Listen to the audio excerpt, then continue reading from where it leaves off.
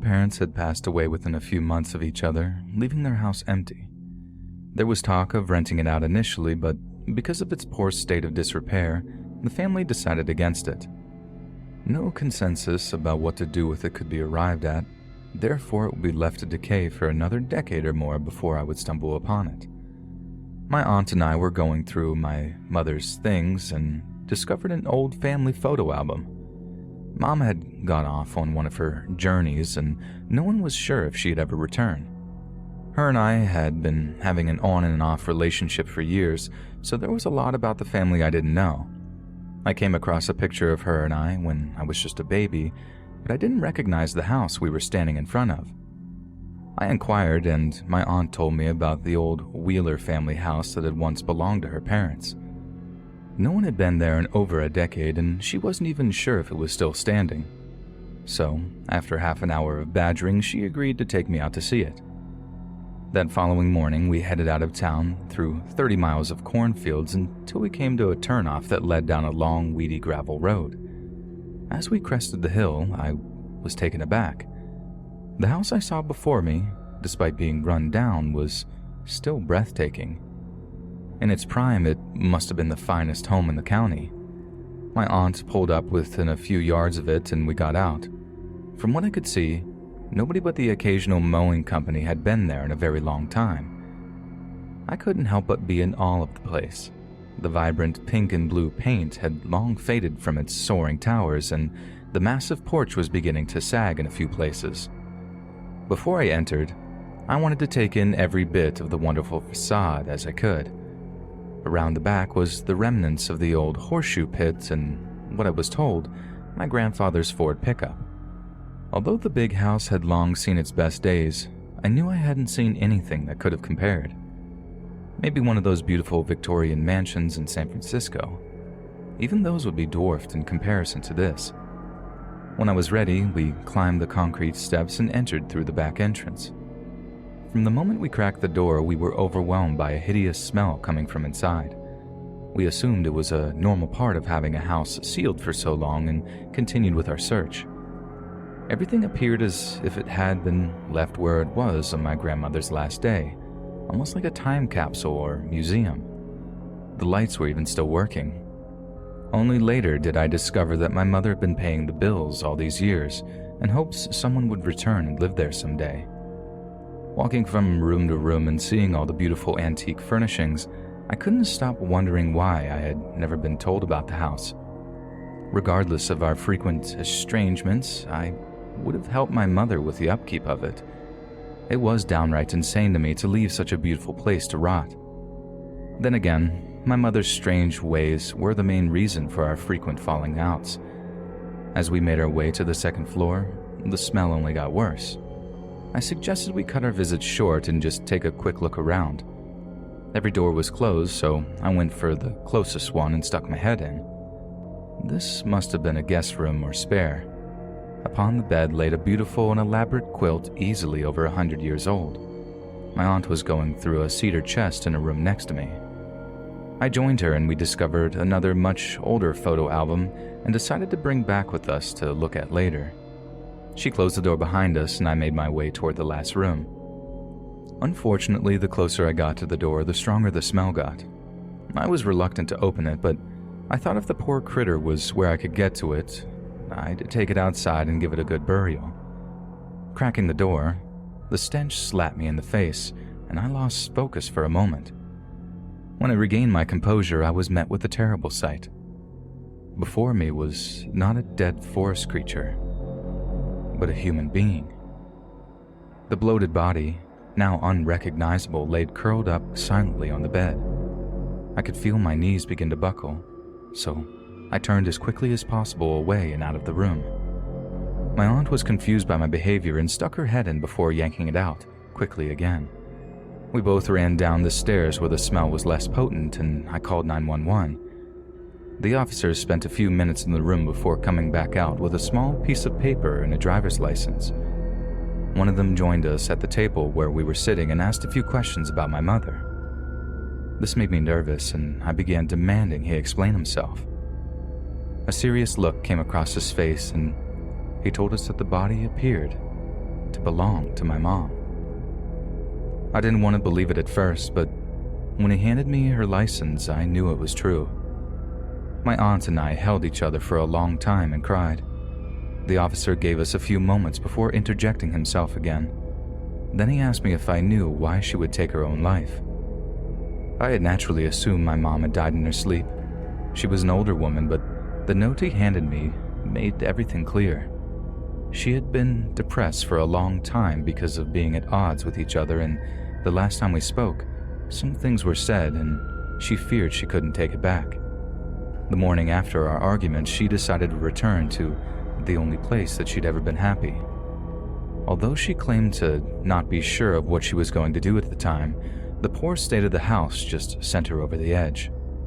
The last sentence asked that I not blame myself for her death and that I move on with my life. The ending read simply, "Goodbye, Mom." A couple of weeks later, after everyone had time to deal with their grief, I brought the remaining family members together. After seeing the old house and realizing how the poor condition of it hurt my mother, I proposed we try to raise the money to renovate it. In light of what had just occurred, I wanted to at least try to create something positive from our tragedy. I was given their blessings and went to work. It took some time, but on the first day of spring 2018, the Historical Society allowed me to lead the first tour of the newly restored Wheeler Mansion. A great day could have been much better had my mother been there with me. No matter our differences, it was her who inspired me and the one who truly made it all possible.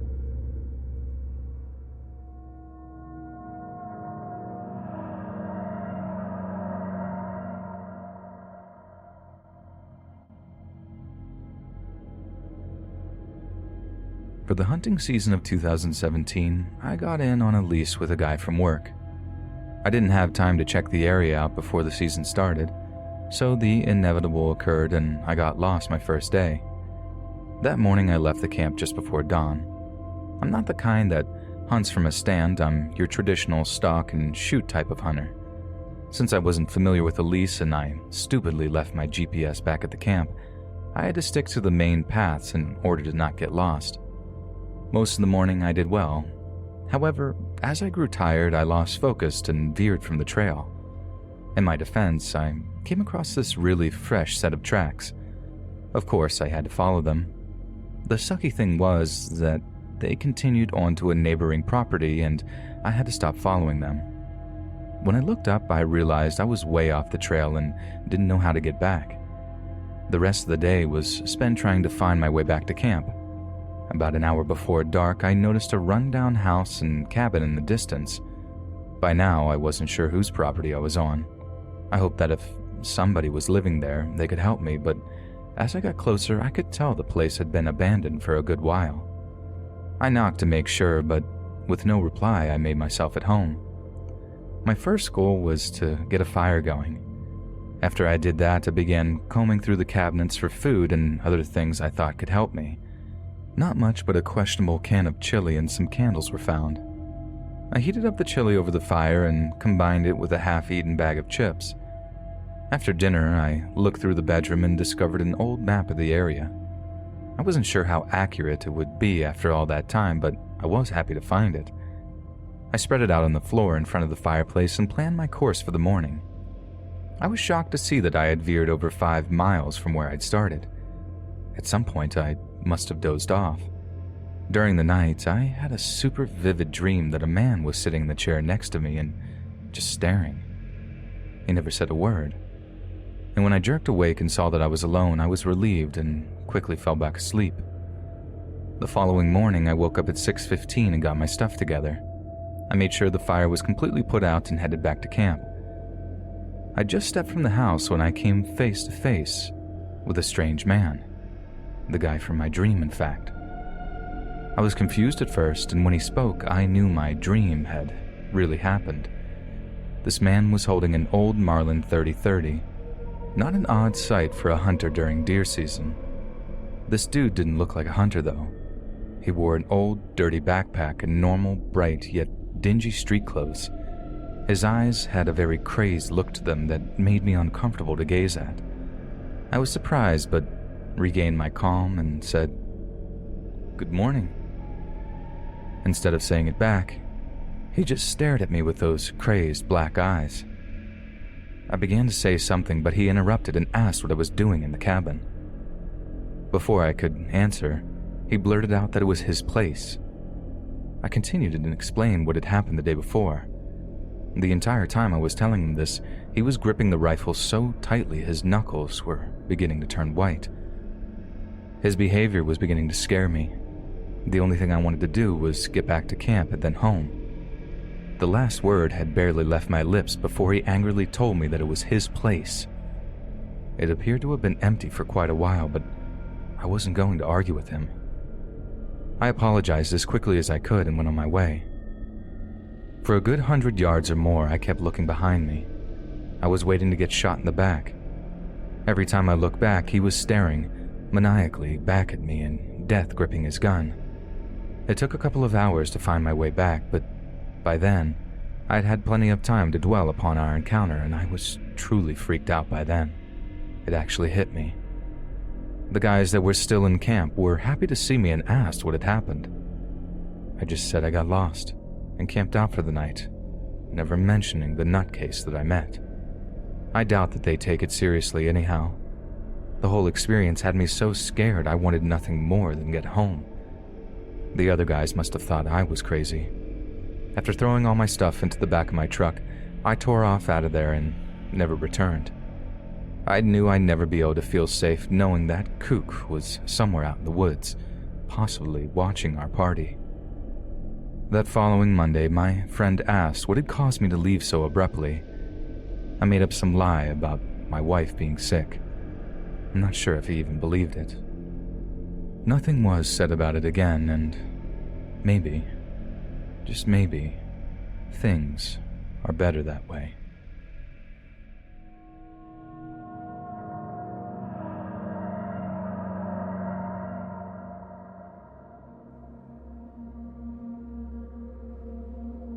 This story may be too fantastic to believe, but I promise it happened.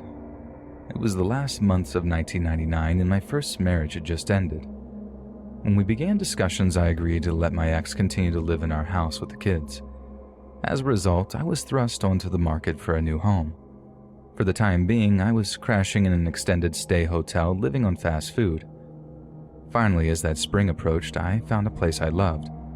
The only disappointing part of the deal was that it had been uninhabited for going on 7 years.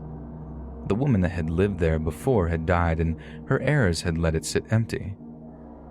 It was eventually agreed upon to put it on the market, and that's when I came upon it.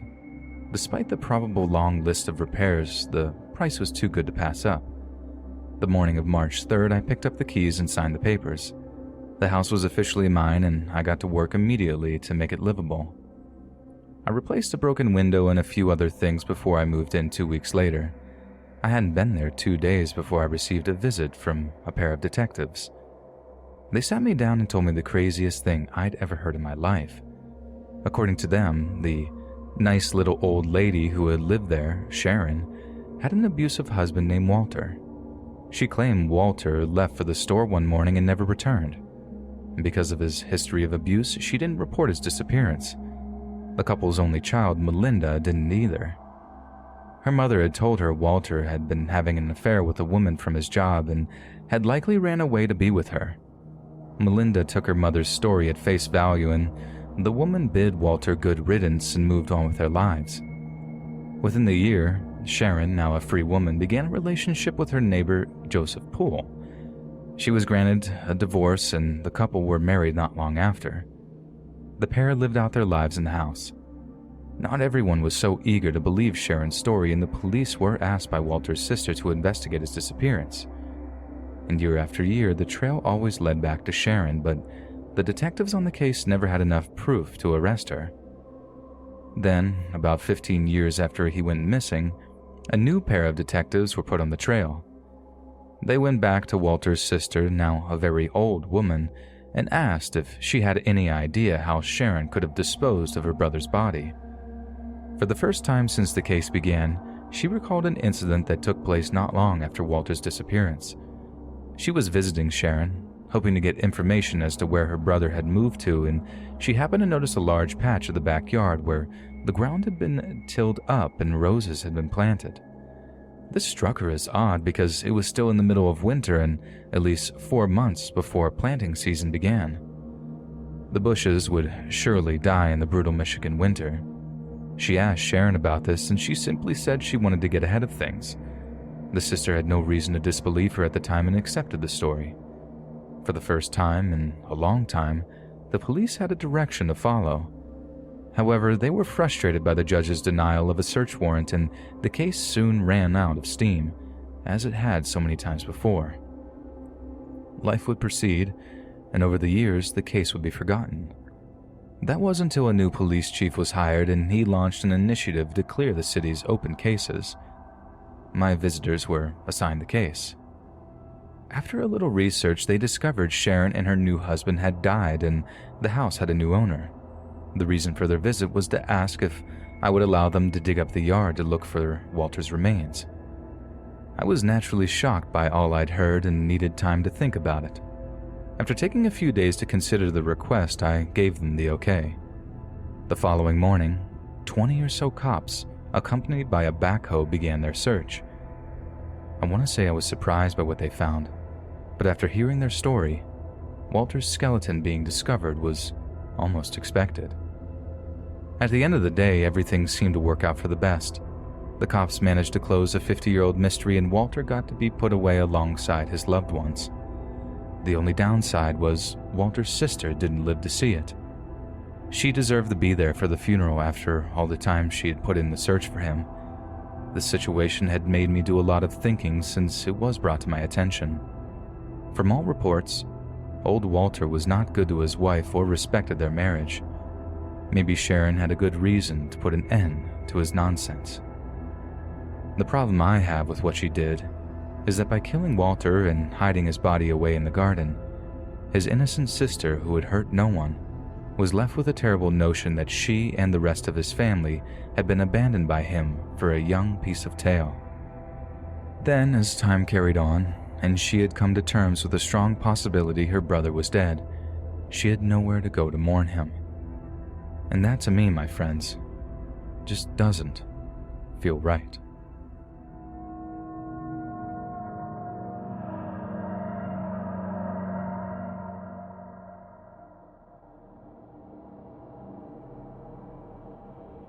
There was the empty house on my street that all the kids thought was haunted. I'm not sure how long it had been there, but I'm almost positive no one had lived there during my lifetime. The style in which it was made differed drastically from the other houses around it, so I think it might have been built far earlier than the others. The talk among the grown-ups was that it belonged to the guy who built the housing addition, and when he lost all of his money, he shot himself in the study. After his death, his estate got stuck in probate, so the house sat empty. I haven't found anything supporting the story, but it went a long way to reinforcing the haunted mansion idea. I spoke to an older kid who had been inside it before, and he claimed there were satanic stars painted everywhere. I now know he was BSing me, but as a 7-year-old, that scared the life out of me. There was a big field between that house and the rest where we used to play. Once or twice, a kid would hit a ball into the yard and have to go get it. It was funny to watch them try to hop over the wrought iron fence and back as fast as they could. They almost always tripped coming back over. Then one day, it was my turn. And now, I wasn't laughing. A group of us kids had been playing football all afternoon. The team I was on had just scored a touchdown, and I was chosen to kick the field goal. We had this old metal structure that we used to kick through. It was stuck off in the corner of the field, and we had to drag it out to use it. My team set it up about 20 yards from the old house. It was obviously too close, but kids don't always think things through before they do them. The kid playing center hiked the ball to our QB, and I nailed it straight between the bars and on through one of the upstairs windows. I watched helplessly on as it happened, knowing I couldn't stop it. The second it came into contact with the glass, all the other kids took off. All except one, the kid who the ball belonged to. He'd just got it a few days before for a birthday present. He knew he was going to be in serious trouble if he didn't come home with it. He didn't have to say a word. Tears were already beginning to roll down his face. I suppose I could have told him to F off and led him to his doom, but that's not my nature. I assured him I would go get his ball back, but he had to go in with me. This made him far more scared. I'm sure inside his head he strongly considered leaving it where it was, but he knew he had no other choice. As he choked back the sobs, he nodded and we made our way towards certain death in our minds. We entered around the back to prevent being seen by nosy neighbors. I tried the knob and was surprised to see it opened. Fortunately, the lace curtains were light enough for us to see our way around. The scary graffiti was nowhere to be seen. Actually, the inside almost looked untouched, other than white sheets draped over the furnishings. Once I realized that it was nothing like I'd ever imagined, the old house lost much of its hold over me.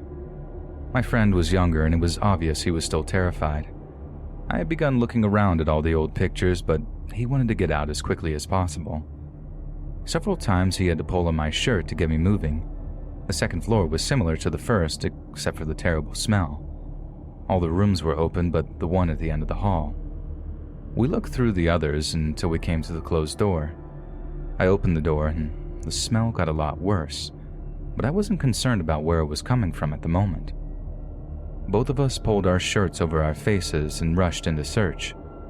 I was rummaging through the sheets and a shrill scream came from behind me.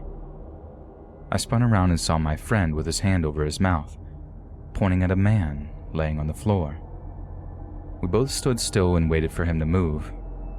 For a second, I thought we were in big trouble. However, the longer we stood there, it dawned on me. He was the source of the smell, and it was because he was dead. I lost my cool after that and yelled out, "He's dead. Let's get out of here." My friend was hot on my heels.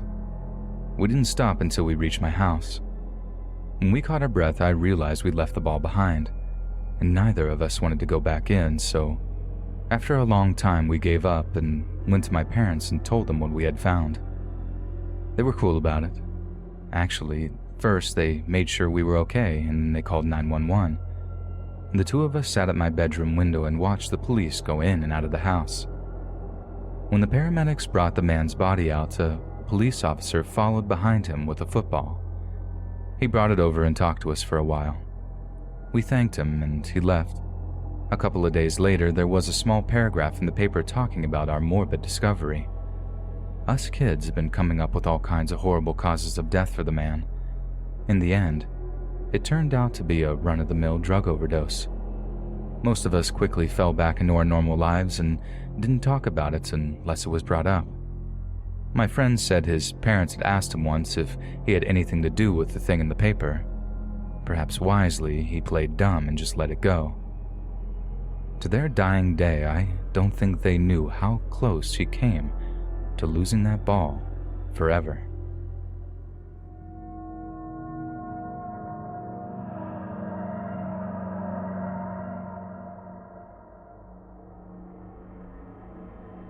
I was on my postal route one morning when I got the idea.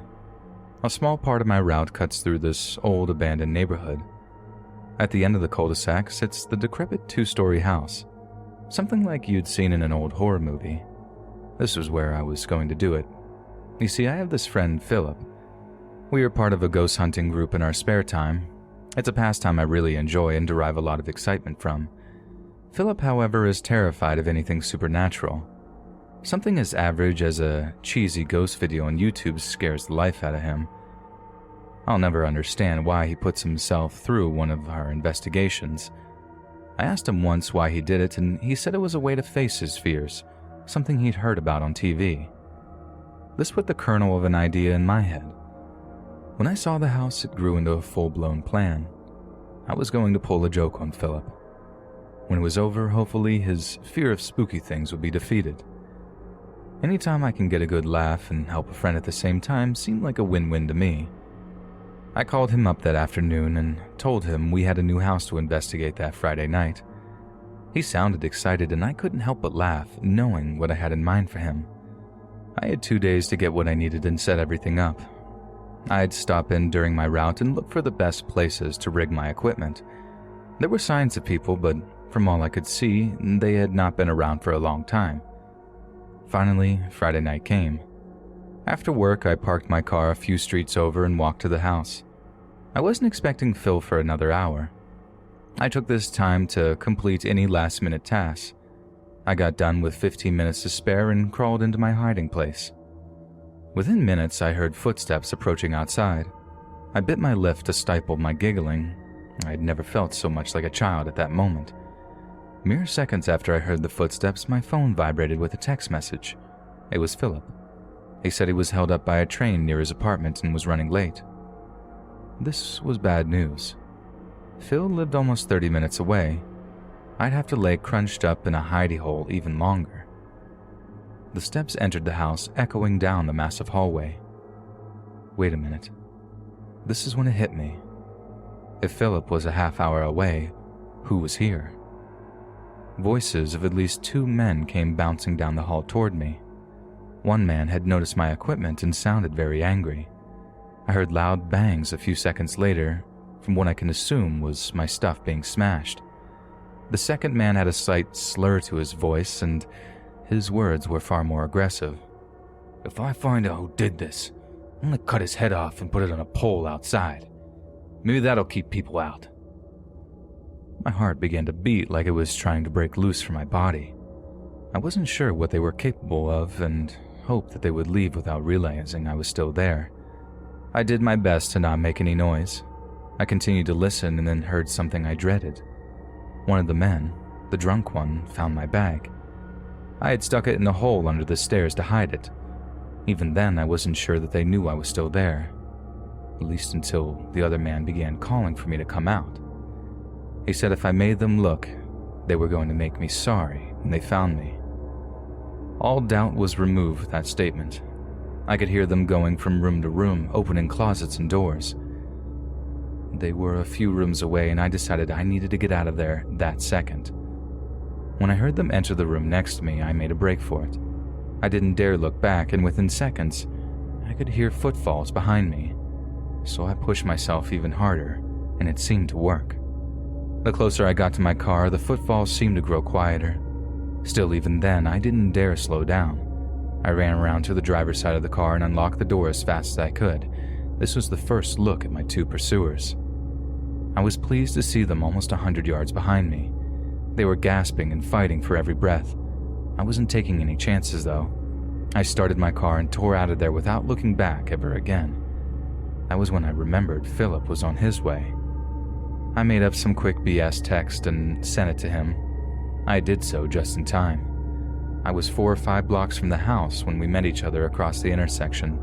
He pulled up to me and I began spinning some yarn about a wrong address. He must have believed it. He shrugged his shoulders and turned around and headed for home. I followed him for about a mile just to make sure and then turned off for my own place. To my knowledge, Phil still has no idea how close he was to being assaulted by a pair of angry squatters. The same likely applies to the practical jokes I was planning. After my run-in with him, things got put into perspective. I realized the joke was a childish thing to do in the first place. I put stupid stuff like that behind me now. I'm in no position to tell folks how to live their lives. If he wants to live in fear, that's his choice. God knows there's plenty of things out there to be afraid of.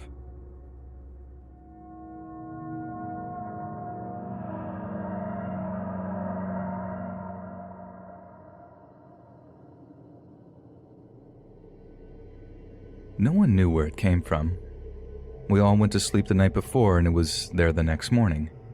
Not even the owners of the house on both sides had a clue how it got there. Neither homeowner ever heard as much as the hiss of air brakes during the whole of that night. The only real indication of how it had arrived was the trailer it was sitting upon. I was still relatively young at the time, around 13, but the subject was a hot topic around the neighborhood and every person I spoke to, whether a kid or an adult, was eager to talk about it. Our neighborhood was somewhat new and off by itself, and it wasn't out of the ordinary for folks to dump things out there. Dogs and cats were the most common, but 1 or 2 cars would turn up every year. A house, though, no one ever seen that. or expected it. The days passed, but no information could be gotten from anywhere. Soon, it began to take on a spooky and haunted reputation. Along with its phantom-like arrival in the dark of the night, it did look a little similar to that house from Psycho. The stories first reached me while I was talking to a friend's younger brother. Among the grade school kids, the house was becoming a very real symbol of fear, although it was just an old, empty house to me. This fear didn't prevent some of the more adventurous of them from entering and exploring it. I witnessed a particularly funny episode just by chance. While loafing aimlessly around the streets, I was passing by in time to see a preteen boy running from the house in terror, claiming that something had grabbed him. Whether his imagination had gotten the best of him or an older kid was having a bit of fun, the horror put upon this abandoned house had fully taken root in the neighborhood. While all this was going on, a real boogeyman had been forgotten about. I'll not put his actual name here, not because of privacy, but that of his victims. We'll call him Rudy. Rudy had grown up in the neighborhood, and until he was arrested, was well liked, but a lot of the parents had voiced their fears early on because of his habit of hanging around younger boys. When he was released from jail, he was allowed to move in with his folks. Anyone who wasn't aware of his proclivities beforehand knew now. Every parent in the neighborhood watched him closely, but when the ghost house popped up, people's focuses shifted. A few of us teenagers were riding our bikes around the neighborhood. The father of a boy we'll call Bill was looking for a son. I overheard him speaking to a young kid close by, asking if he had seen him. Nonchalantly, the boy said that he had seen Bill going into that ghost house with Rudy just a few minutes prior, and this got my full attention. The shock of the father's face is still crystal clear in my mind. I turned around and watched the father run full speed into the house. Most of us there stood transfixed as we saw Bill's dad disappear inside. Things were quiet for about the first 30 seconds, then, all of a sudden, a loud ruckus broke out, followed by Rudy flying out of the doorway and onto the ground below. Bill's dad was close behind. He leapt onto Rudy, throwing fists as he landed. Bill came out a few seconds later crying for his dad to stop. His dad ignored him, standing up and kicking Rudy to the ground over and over. Rudy eventually got to his feet and ran for home. Bill and his dad were right behind him. I continued to watch until they disappeared from my sight. Bill and Rudy would both claim later on that nothing had happened between them. Either way, Bill's dad had the support of most of the community, and Rudy declined to press charges on him. Rudy would eventually move away and out of the minds of most of us until he was arrested 3 years later for abducting and killing 2 boys near his new home. Only then did we realize how lucky Bill had been. That night, as I'd fallen asleep, I remember wondering what was going to happen to Rudy and Bill's dad. When I woke up, things were normal for a summer morning. Around 9, I was making a bowl of cereal when I got a phone call. It was a friend of mine, and he was short of breath and excited. "The ghost house. It's gone, man." I hung up and hopped on my bike. When I arrived at the end of the street, I looked down and saw the empty lot as it used to be. I rode down to it, and a small group were gathered talking to the neighbors. It was much the same as the morning when it appeared. They hadn't heard or seen anything strange. It seemed to leave just as silently as it had arrived. To this day, I haven't met a soul who knows anything about that house. Sometimes I think I dreamt the whole thing up. But then I speak to an old friend from the neighborhood and my memories are confirmed. Of course, I don't believe it was haunted or anything like that, but I know for sure that something was wrong about it, and I pray that I never see it again.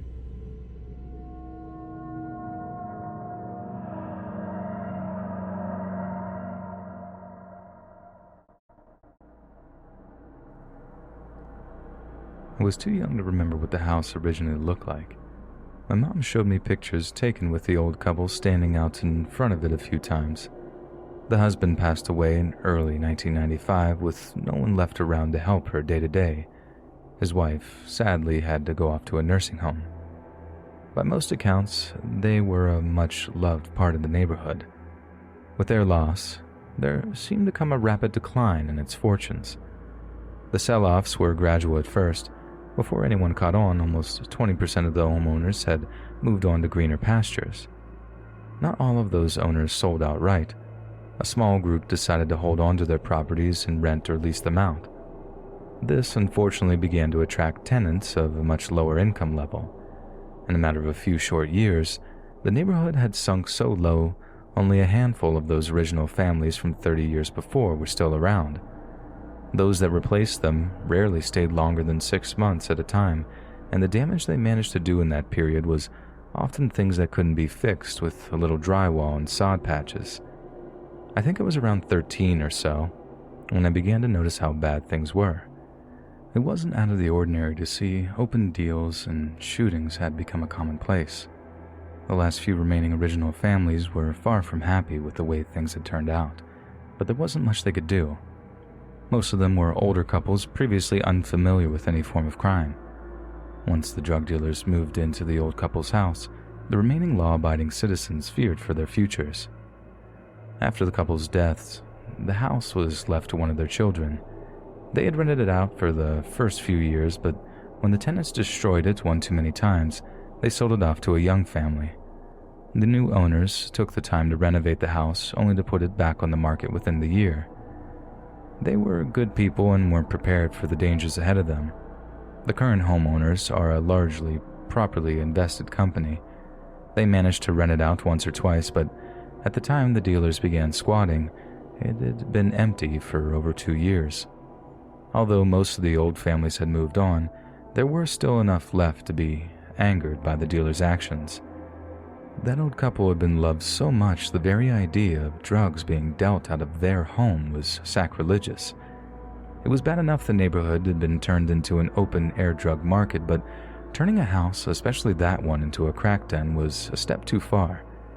At first, a few of the men on the street asked the gang to move somewhere else. Their pleas would fall on deaf ears and be answered with curse words and certain finger gestures. They would try calling the police, but by the time officers arrived, no one would be present. This strategy wouldn't do anything other than anger the squatters. They got their revenge one night when they caught Mr. Murphy, my friend's dad, with his guard down. He had gone out to put a letter in his mailbox and the dealers pounced on him. It was initially just a beatdown, but when he tried to fight back, he was pistol whipped almost to death. This ended up being the final straw. The gang wouldn't see what was coming, and after it was all over, they would cease to ever be a problem again. Me and my friends began to notice our parents acting extra strange, sneaking off to talk and going mum the second we approached them. Things went down a few weeks later. Early one morning at around 4 a.m., I was awakened by sirens and lights from across the street. When I rushed to the window, I got there just in time to see the roof of the dope house collapsing in flames. The fire department did their best, but the house was completely consumed by the time they arrived. I noticed my folks were already out front watching, which seemed odd. I joined them and the rest of the neighborhood on our lawns to take in the festivities. I don't remember there being a single person upset to see the house go. After the attack on Mr. Murphy, the house went from being a beautiful symbol of a greater time to a den for dangerous animals. The fire had burned itself out by dawn. That was when they began to bring out the bodies. 6 in total lost their lives in the fire. The smiles on many of the men's faces struck me as a little cold, but with all the trouble they'd had, I couldn't blame them for being a bit happy. I was still shocked to see what came next. The arson investigation began within days. The suspicion among most of us was that it was electrical or the result of a lit cigarette. It eventually turned out to be a blatant arson. The evidence showed several trails of accelerant around the outside of the house. A few investigators traveled around the neighborhood asking each owner if they had seen anything suspicious. No one had, or so they claimed. One incident still sticks with me today. I overheard my parents speaking to the investigator, and my father mentioned more than one attack upon the house by an opposing gang. The problem is, I don't recall the gang ever having trouble with anyone but the neighbors. I have since come to form my own opinions on the fire's cause. By the end of this month, the case was closed and ruled an arson attack from a competing drug gang. A demolition company came along right before Christmas and leveled the remaining structure, and that was in 2017, and the lot has been empty since then.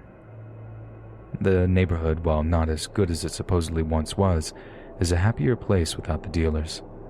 While the drug trade continues in the surrounding area, our neighborhood has remained rather quiet. As I grow older and think on starting my own family, I am of the opinion that the fire could be seen as a sign of better things to come. Maybe the way it was done shouldn't be so important.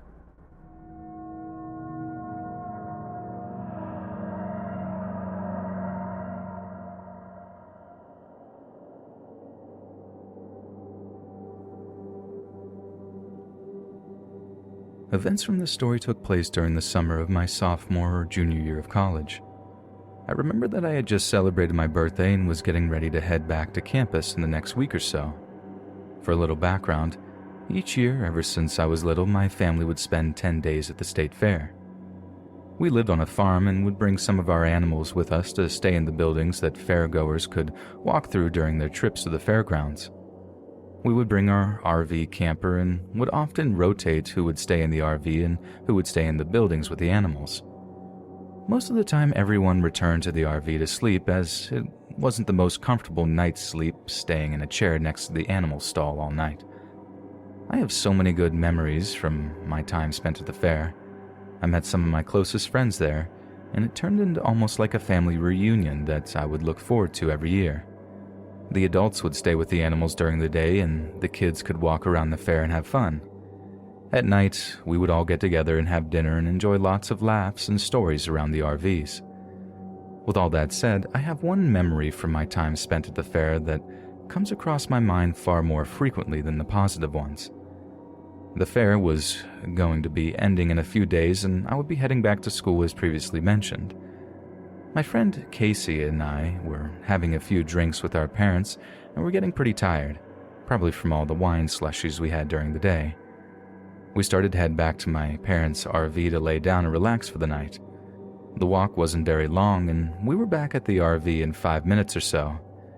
Casey and I talked a little bit about school and what we were excited to go back to and what we were anxious about for the coming year. The next thing I remember was waking up thinking I heard a scratch or a scratching sound against the RV. Casey was snoring pretty loudly, so I figured that maybe that was what woke me up. I closed my eyes trying to go back to sleep, and as I started dozing off, I heard something again. This time it sounded like a whisper or very quiet mumbling.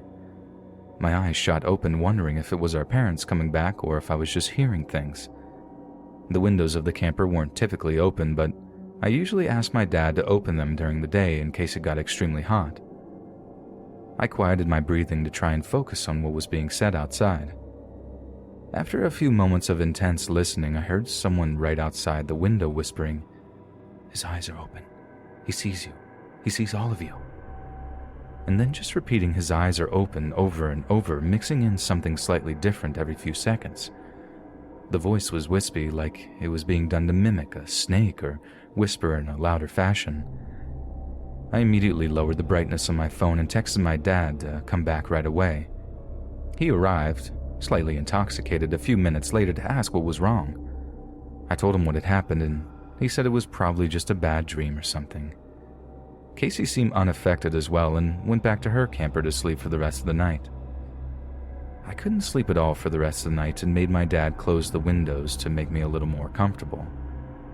The next morning I got up early due to the lack of sleep and was going to head over to the cows to give them some food and set up there for the day. The day was pretty uneventful, and the memory from the previous night actually started to fade, and I was able to relax for a little while. As the sunset started setting in, I got a little more anxious and hoped that I wouldn't experience anything out of the ordinary for the remainder of the evening. I decided to make it an early night, as the next morning we would pack everything up and get ready to leave and head home. I didn't feel very tired once I got back to the camper, but quickly felt my eyes getting heavy as I strolled through Reddit on my phone. Similar to the previous night, I was awoken by a sound coming from outside. It sounded like something had bounced off one of the windows. Honestly, it sounded like a bird flew directly into the RV. Fortunately, my dad seemed to hear it as well and said that if he heard anything else, he would go outside and see what was going on. About 15 minutes later, we heard the same noise and my dad threw his sweatshirt on and went outside. Me, both terrified and wanting to know what was going on, followed him to the doorway. He didn't leave the RV. Once my dad got outside, he immediately stopped in his tracks. There was a man standing directly next to our camper. He had a hood over his head and had the most yellow, crooked smile I'd ever seen. That disturbing mix of yellow teeth and a demented grin will forever be burned into my brain. As soon as my dad realized I was in the doorway, he yelled for me to go back in and close the door. I did what he said, and about 2 minutes later, my dad said that he was calling the police as the guy began to ran off. He wasn't only contacting the police because someone was seemingly trespassing at the fair, but we also had damage to our RV. It had paint on it. Red paint with an eyeball drawn and something written in the same red paint. "He's here. He's watching," is what it said. There was also deep scratches on the backside of the RV that looked a little too deep to have been done with keys. During the commotion, most people were up and outside, and we discovered that 5 other campers had similar writing on them. They were spaced out in the parking area and were seemingly done at random. We decided to pack up and leave first thing the next morning after filing a report for the damages done to the RV. We hadn't really discussed as a family since it happened, and the only time I have been to the state fair since then was to meet up with a friend for a few drinks. Whenever this memory pops back into my head, I feel a sense of anxiety and hope that nothing this creepy happens to me again.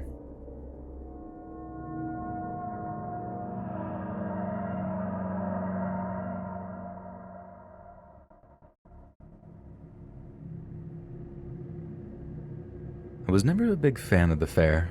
It was always overcrowded, hot, and not really my cup of tea. However, I would still go to the New York State Fair each year to get a slice of Sicilian pizza from my favorite pizza stand. Only got the slice once a year at the fair, and to visit my dad who would work the fair. My dad always took 2 weeks vacation from his real job to work at the fair each year. Yeah, weird, I know. This story revolves around the last time I attended the NYS fair. I was there on a Thursday night with 4 to 5 friends, and we decided to do a few rides and do some of the smaller attractions. We started with the House of Horrors that advertised the world's largest rat. Clearly just another animal that they were advertising as a rat. I honestly don't understand what else was in there, maybe the snake lady and some fake body parts in jars. Anyways, next we decided to go into the fun house. The lady that took our tickets seemed to be way too into her job at the attraction. She was dressed the part and sure gave off the creepy vibe you would expect for a fun house. She had a long black cloak with a large hood attached, and her facial features reminded me of a witch even though she wasn't wearing any prosthetics. We moved through the house pretty fast, but got a little caught up inside the mirror maze. We got separated slightly, but I was staying pretty close to Alex, so I wouldn't be separated from the group entirely. As we were maneuvering our way around the maze, I could have sworn that I saw the lady from the start of the funhouse behind one of the mirrors. I pointed it out to Alex, and she thought I was just trying to scare her and laughed it off. We eventually made our way to the exit and decided we wanted to go to the haunted house ride next. As we were leaving the funhouse, the same lady that was at the entrance was at the exit. She stared at all of us as we left and didn't say a word. She had a scowl on her face like we had done something to make her mad. After she saw me, her expression changed to a wide grin. She slightly reached out for my arm and said, "Your aroma is intoxicating." Thoroughly freaked out and borderline angry that some random person was grabbing my arm, I just pulled away and asked my friends if they saw that. They all joked that she probably had a crush on me and said that I should go back and get her number. After a decent wait, we made it on to the haunted house ride. I asked Alex if she would sit with me, and she obliged.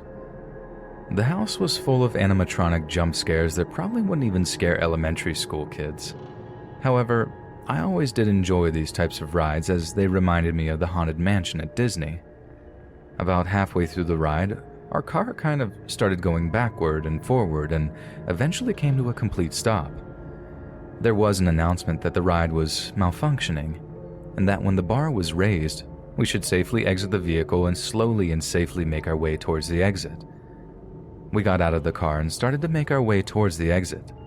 The animatronic figures were no longer moving or popping out, so I took time to walk up to a few of them to see what they looked like up close. They were mostly what I expected: dirty, dingy, and odd-looking. About 50 to 60 feet ahead, there was a black, cloaked figure. I told Alex I wanted to see if the figure was attached to a pole and would shoot out and expose a creepy face under the hood. When I ran up to the hooded figure, I got real close to see if I could move the hood to see what was underneath. To my absolute shock and horror, there was a person underneath the hood, just standing there. Even worse, it was the same hooded woman from the funhouse. She pushed her hood back slightly and said, "I followed you. I followed the scent." Wondering if I should run or call this person out, I went with a ladder and asked her, "What's your problem?" in a stern tone. She just stared at me and didn't respond. Alex then caught up to me and realized what was going on and tried to pull me away to the exit. The woman then grabbed my arm for the second time, this time sinking her nails into my skin. As I pulled away, I could feel that her hand was still dug in. By the time I exited, looked at my arm, there was small slits of skin missing and blood beginning to pool where the skin used to be. My friends were now extremely scared and upset, frantically looking around for someone to help us. I asked them to stop and to just find me a bathroom so I could wash off my arm with some soap and water. I didn't go to the police office at the fair or make any formal report.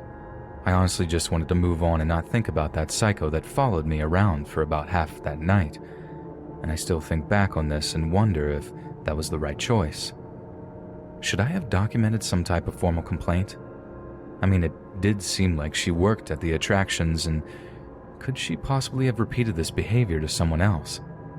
I still tend to think about this event, especially as we approach the summer months. I decided to write about it now, as NYS just announced that the fair would be closed this year for the first time ever.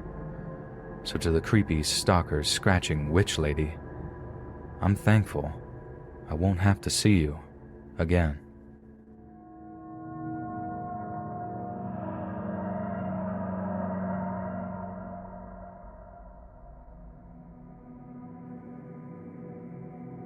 I want to preface this story with the old saying that you can never really judge a book by its cover.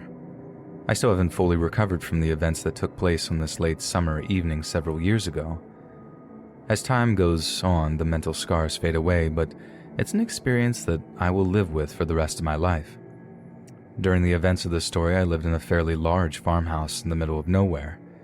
It was an area with little to no traffic or commuters. That is, until the last 2 weeks of the summer. Every year, my town is the host for the annual fair. To be more specific, the location is just down the road from my farmhouse. I don't usually mind because I am up late most nights and I never really had any negative experiences in regards to people visiting the fair. During this 2-week period, it's a lot of loud music, traffic, either by car or some local foot traffic, fireworks, and lights from the fairgrounds. Most nights, I usually just sit outside listening to music and watch the people walk to and from their cars that are parked in a lot a couple of 100 yards or so from my property. Typical of most fairs, parking fills fast, and people essentially try to park in restricted areas that are close to my house or my neighbors' properties. Unfortunately, it is not uncommon every few years to have a drunk patron or two stumble towards my property. They're almost always harmless and end up walking down the street just a few minutes later. As a result of our small town and proximity to the fair from my home, I have a very good relationship with the sheriff. We have become pretty good friends over the years, and his department does an excellent job of keeping everything safe and orderly for the residents who live near the fairgrounds. I've only had to call him maybe once or twice over the years, and it wasn't for anything serious, basically just loitering.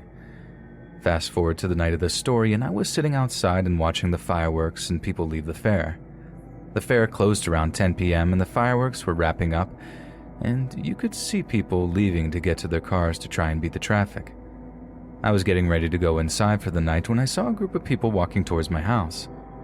They were probably in their probably 20s if I had to guess, and just seemed loud and intoxicated, which certainly wasn't uncommon.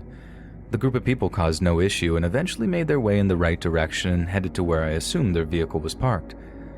Just as I was about to walk inside, at a little bit of a distance, maybe 30 to 40 feet or so, was another woman standing. She seemed very still, just staring from a distance in the dark. She was wearing a bright pink dress and had blonde hair about shoulder length. She broke out of her pause and started moving closer to my property. She eventually got parallel to my front door. She stopped in the middle of the road and turned her entire body to face my house. I was in the house at this time with the lights off, so I crept to one of the windows and stood and stared back for a moment to see if she was going to move on. After about 30 seconds, she turned back to the road and kept walking. It was a little weird, as no one ever really gets that close to my house, but nothing of great concern. I brushed it off as another person who maybe had too much to drink. I got ready for bed and went upstairs to my bedroom to pass out for the night. My bedroom overlooked the front of the house, and I could see the road, and just as I was going to lay down, out my bedroom window, I saw the girl in pink standing in the middle of the road, facing my home for the second time. This is where the anxiety started to kick in, and I began wondering if the person was lost and maybe got separated from her group. I jumped over to my dresser and called the sheriff to see if they had someone nearby leaving the fair to check and see if this person was all right or needed any help. He didn't answer. Luckily, I had his personal cell, so I sent him a text message just letting him know what was going on. If I didn't hear back in a few minutes, I figured I would just go outside and ask if she was okay. When I looked back out the window, she was gone out of sight.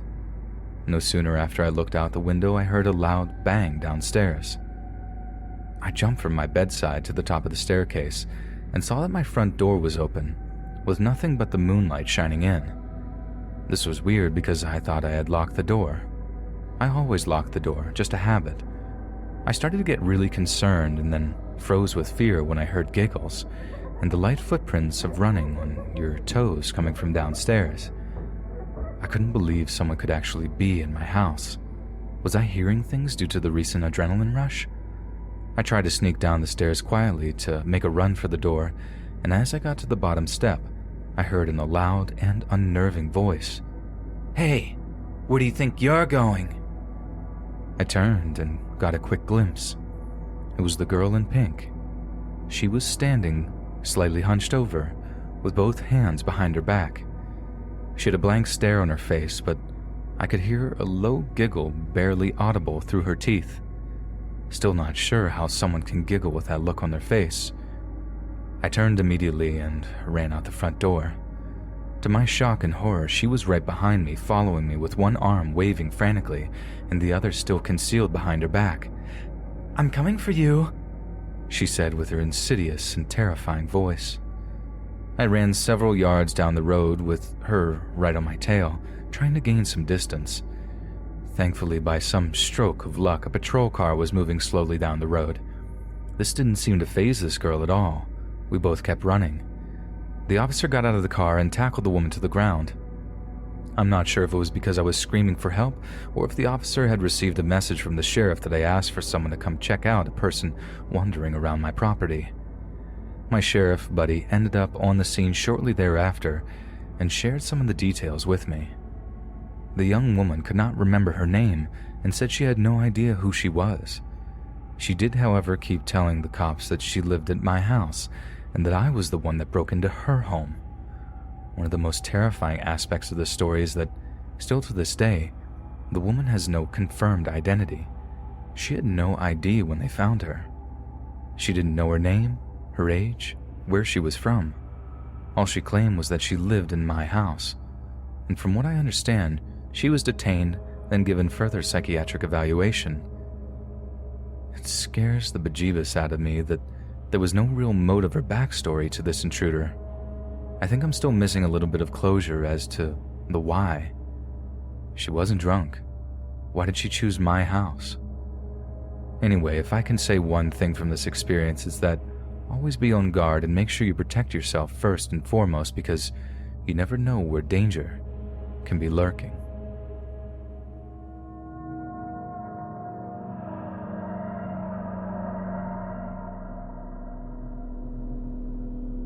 Last year was the very first and last time I'll ever go on a blind date. At the time of this story, I had recently got out of a very long-term relationship and just starting to get out there and meet some new people. Meeting new people has always been difficult for me, as I'm on the shy side and really don't like putting myself out there. I was set up with a man named John from a coworker, and that is John, not the John. He made that very clear from the start. We exchanged numbers through our mutual friend and started to text each other. At first, things seemed to go very well. He seemed normal, but again, we hadn't met and hadn't really had many in-depth conversations. After about a week of texting, we decided to go on a date to our local fair. People from all over the state drive and even stay at the fair. It's a pretty big gathering with thousands of people attending every year. I figured that if this guy is a lunatic, at least I can run and scream and there will be tons of people to get away from him. I think everyone who meets someone usually does so in a public setting, right? The day finally came, and he surprisingly looked exactly like his pictures that I stalked on social media. He was on the taller side, definitely over 6 feet, muscular build, dark black hair with dark eyes. The night started out fine, other than a few weird topics he brought up in conversation, but I really didn't care too much because I was socially awkward and usually couldn't find much to say when meeting new people. We got food together and I paid for my portion, which I don't mind because I am an independent person. Around 9:30 p.m., it was almost completely dark. He asked me if I wanted to ride the giant Ferris wheel. It actually sounded nice and I was looking forward to it and thought, hey, it could be kind of romantic for a first date. This was one of those huge Ferris wheels that overlook the entire fairgrounds, and being that it was dark, you could see all the lights from up above. We got in line and it was a pretty long wait, but he talked almost the entire time, which was fine with me because it made me seem less awkward as I just listened and got to know him a little better. The only thing that seemed a little off was that he kept exchanging this weird glance with a couple behind us in line. After doing this several times, it was more than coincidence, so I asked him if everything was okay. He leaned down to me and basically told me that he thought he may recognize the guy but wasn't too sure, but should probably avoid starting a thing. Seemed like a legit story, so I really didn't pay any more attention to the couple. That is, until we're about to board the Ferris wheel. As we got into the small shuttle, John sat next to me and the attendant let the other couple on with us. I thought that was kind of weird, and maybe you had to go in groups of 4 due to the long line. We started our ascension up the wheel, and for the first time all night, John was quiet. He was actually just staring down at his feet. But the worst part was the couple sitting across from us. They just sat there quietly staring daggers at me. I tried making conversation with John, but he just kind of shrugged me off and stared off the side of the shuttle. We finally made it to the top of the ride and we stopped briefly up there. My first emotion was awe because of the beautiful view, but when I turned back around to John, and that feeling of excitement turned quickly to fear. John was staring at me with a half-open smile and his dark eyes looking down at me. I looked across from me and the couple was doing the same thing. John started singing a strange song that I didn't recognize, and the couple joined in with him. He just kept singing the same line over and over again. Coming to get you, coming to get you. And the most haunting melody you could ever imagine. Now I realize this may sound more weird than scary, but imagine yourself being stuck in the sky with 3 people you don't know, all of them staring at you and singing this weird song. I was not having any of this at all. So I did the only thing I could think of doing, and that was scream. Well, this was a mistake because the 3 other passengers decided to scream alongside of me and followed the screaming with laughter. So everyone around me probably figured we were goofing off at the top of the ride. Genuine panic ensued. I kept trying to just get some words out, but I was so uneasy, I couldn't even speak. Finally, I had the great idea to try and call one of my friends from the top of the Ferris wheel, and as I pulled out my phone, John snatched it right from my hands. Finally, I formed a complete sentence and said in my terrified voice, "John, what are you doing? You're scaring me." He laughed and responded in a sinister voice, "I'm just getting you ready for when he shows up." This strange and haunting sentence was followed by cheering and laughter from the couple across from me. I tried yelling to the ground, but there was so much noise from the fair music that my voice was being completely drowned out.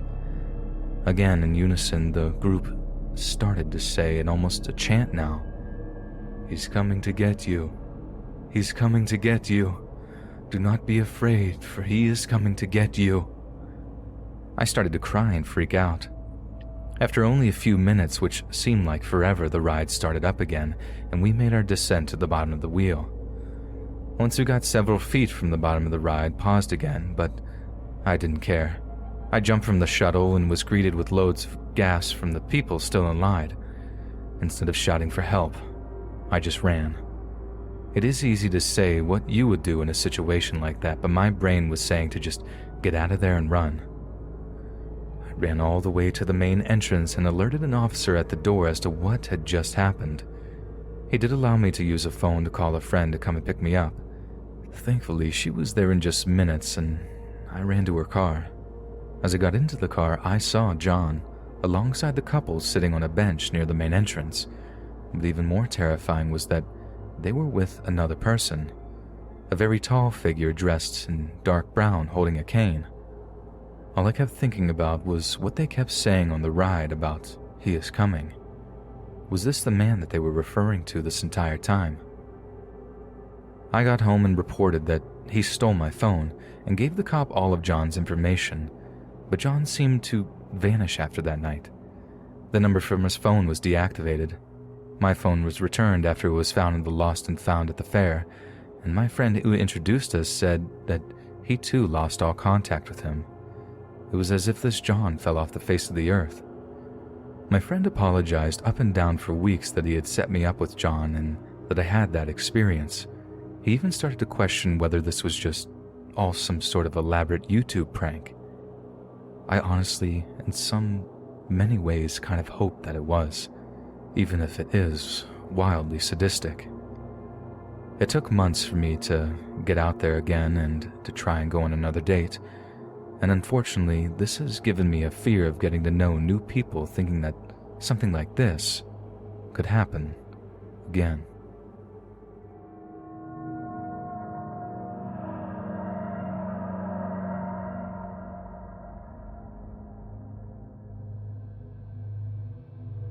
I have heard and read a lot of horror stories on the internet, and I've always been quick to dismiss them as fake or fabricated.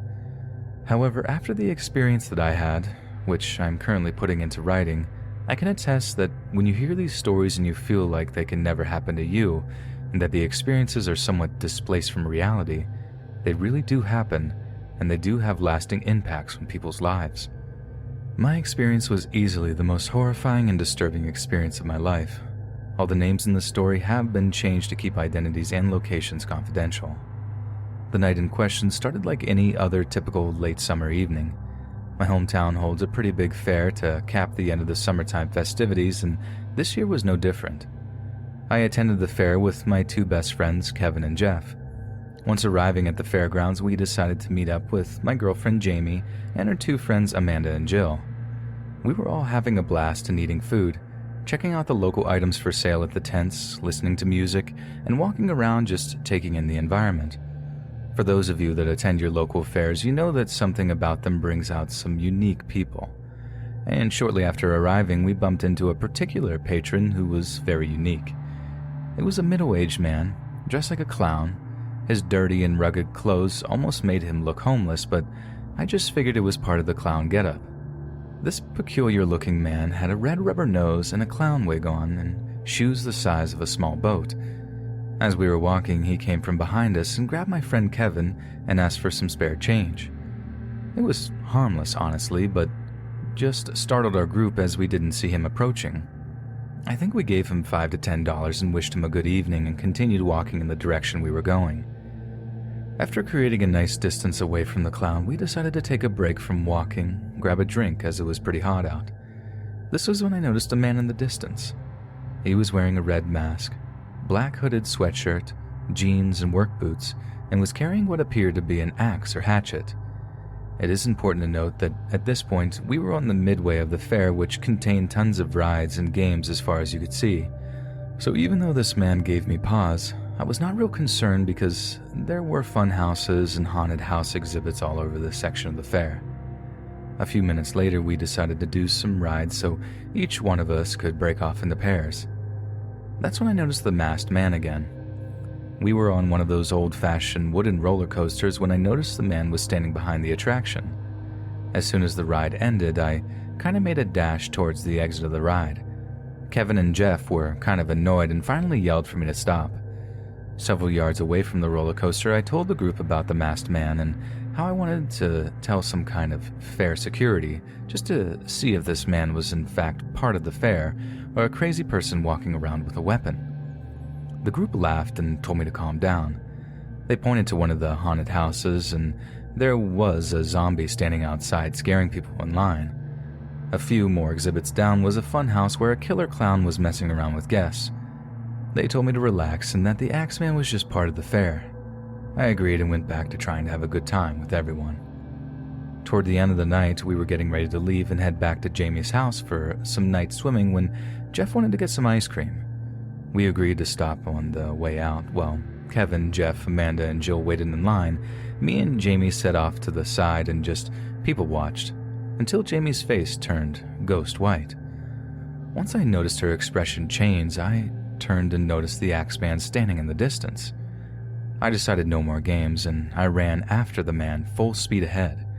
I chased him through one of the animal tents, but due to the large amount of people, I lost him. I figured since he ran away that he must just be someone who worked for the fair and that was messing with us, right? A couple of hours later, we were at Jamie's sitting around the fire. It was just the six of us enjoying some conversation and laughs. Our bliss suddenly turned to panic when we heard shuffling through the forest that sits behind Jamie's house. We stopped talking and stared into the thick, dark trees.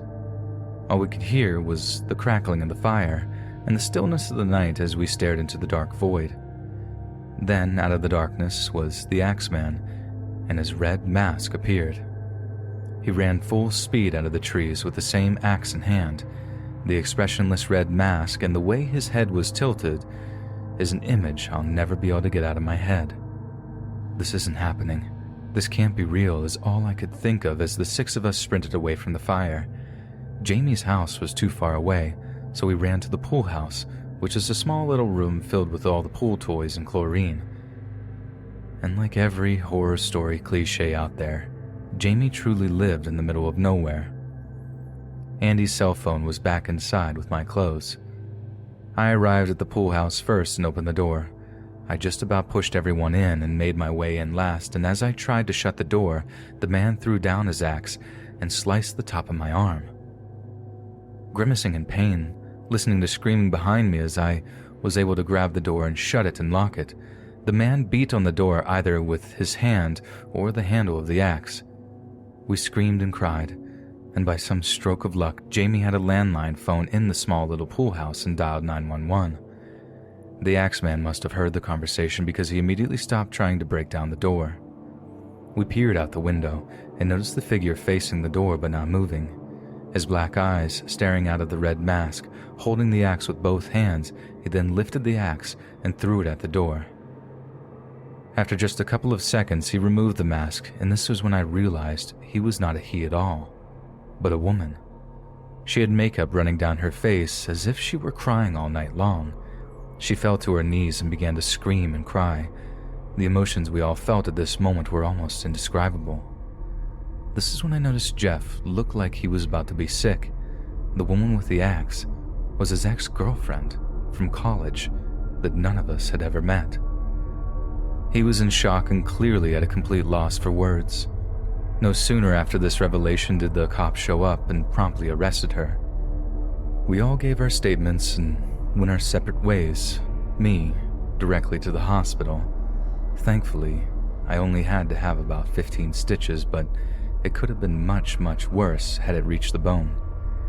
Jamie stayed with me that night just to make sure that we were going to be okay. Now, I know writing this story does sound ludicrous, and it might be a stretch for some of you to believe, but I know the fear that I felt that night, and the raw emotions that will impact my life forever. Everyone be careful out there, and always be aware of your surroundings constantly. And also, be aware of people's histories and the things that might come back to haunt them.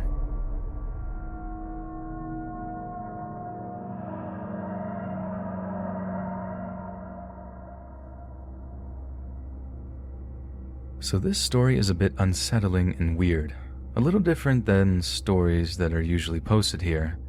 The events of this night I didn't really consider scary until years later when I really reflected on what truly happened.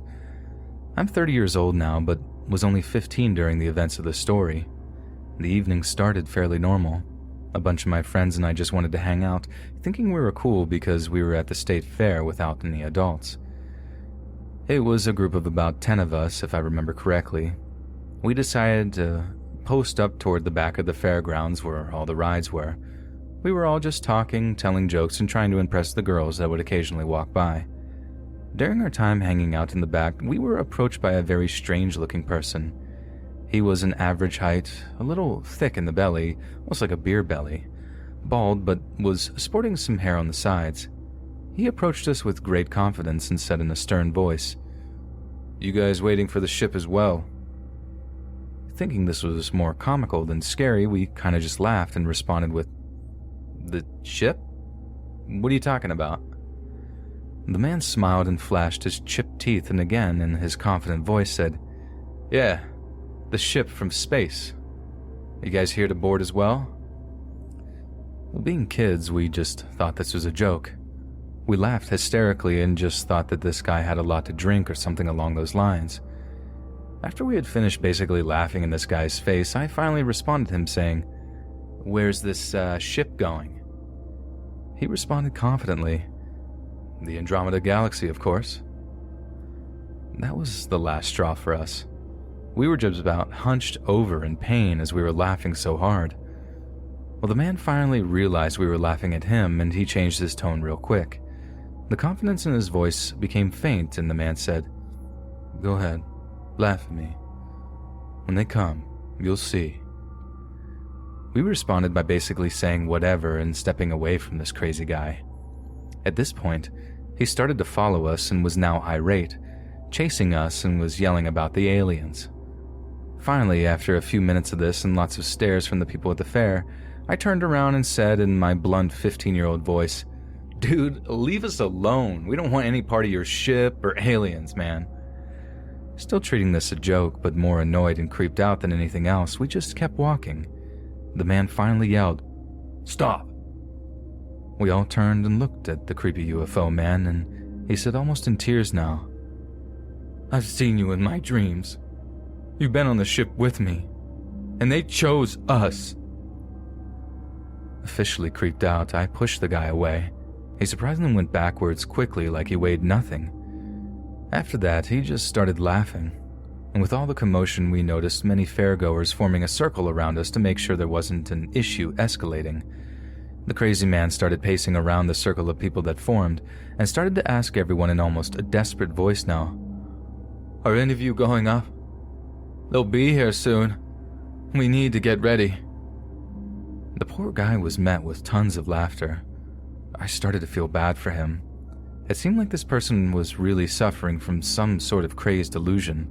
While the man was interrogating the other fairgoers, we used the opportunity to make our way to the main entrance. Honestly, we were just done with the guy and done with the night. It was starting to get concerning, and we really didn't want any trouble or to have something happen that would need our parents to get involved. Once we got to the main entrance, we took a shuttle back to the parking lot where my mom was picking me up along with 3 of my friends. We got to the lot. She was not there yet, so we just waited by the entrance to the lot until my mom got there. Right on cue, directly across from the lot, which is essentially a heavily wooded area, We saw the same guy just standing there, staring at us. We didn't say or do anything to provoke him this time. We just watched and waited anxiously for my mom. As we stood there, we noticed that the man just kept pointing up at the sky. He didn't look like he was saying anything, but we wouldn't have been able to hear him if he was anyways. Maybe he was at least 100 yards away. In the distance, we finally saw my mom driving in our green Windstar van. As we approached the doors of the van, we noticed the man was now somewhat rapidly approaching us. Not running, but walking briskly, I would say. We started to move fast, not really knowing if this guy was dangerous or not. And as I got into the passenger side, the man waved from the side of the road, and I just barely heard him say, "I'll see you up there," as he smiled awkwardly at the van. It was not until years later when I was telling the story that I realized just how disturbing it really was. We had no idea if this guy could have caused us harm, if he was insane, or if by some crazy chance there was some truth to his crazy delusion. I often used to wonder what happened to that guy, as I never saw him again. I still attend the fair every year, and honestly, I will always go back to that spot at the back of the grounds to see if the strange man ever does come back. Either way, it was a very strange and interesting story I really wanted to share, and it just makes you wonder what goes on in other people's minds and what their true intentions are.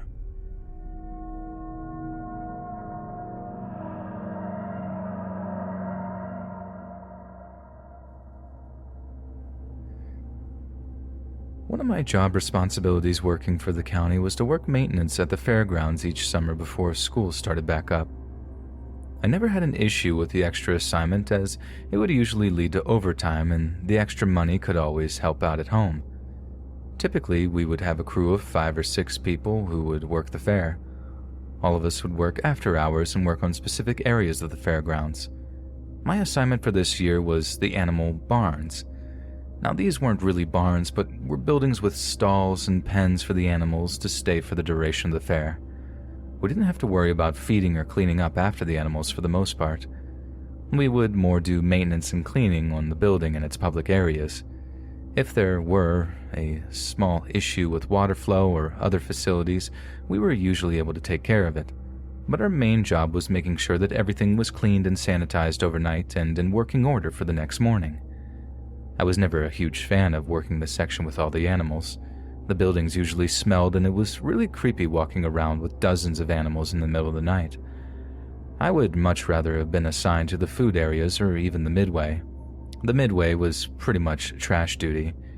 Anyways, one night when I was working on the water pressure inside one of the water fountains, I heard a lot of noise coming from the building that held most of the cows. I made my way there pretty quickly to make sure it wasn't something that I had done that was disturbing the animals. When I got there, they were all mooing and moving their heads left and right like they were trying to get out or at least make an aggressive move. The sound was nothing I had ever experienced before. They were mooing over each other and sometimes in unison. It honestly sounded like wolves or huskies or akitas when they howl over one another when they're together. I had no idea what to do, so I just made my way around the building looking for anything out of the normal or something that could be disturbing the cows. I didn't notice anything, and after 5 to 10 minutes, the cows seemed to have settled down, and things seemed to or be getting back to normal. I figured that probably another animal may have wandered into the building and spooked the cows or something along those lines. I have no idea. I'm not a farmer, and for all I know, maybe that was normal. Things were normal the next few nights with no strange occurrences. Then on Sunday night, as I was getting ready to finish my shift for the night, I heard noise coming from the same building once again. I headed over there to see what was going on, and it was the same thing, mooing and moving their heads side to side. But this time I felt like I smelled something burning. I started to freak out because I didn't want the animals to be in any danger. I moved quickly around the building to see if I could find the cause of the smell. Eventually, I made my way to the ladder that led to the second floor. This floor was only used for storage and really shouldn't have anything up there that could cause a fire. When I got up there, I found the cause of the smell. There were 6 candles, 5 of which were not lit, and one that was lit and slightly torching the wooden floor. There wasn't much smoke at all, but the smell was very pungent. The candles must have been burning for some time because there was a good amount of wax on the floor. I grabbed my phone to turn my flashlight on to try and see if there was any damage and to make sure the fire had been contained to just this one candle. To my bewilderment, there wasn't only candles up there, but there were 3 leather-bound books. I started to freak out a little and shone my phone around to make sure no one was hiding up there. There wasn't a sign of anyone there, but the window on that floor was slightly open and kind of blowing back and forth in the wind. I approached the window but didn't see anything or anyone outside.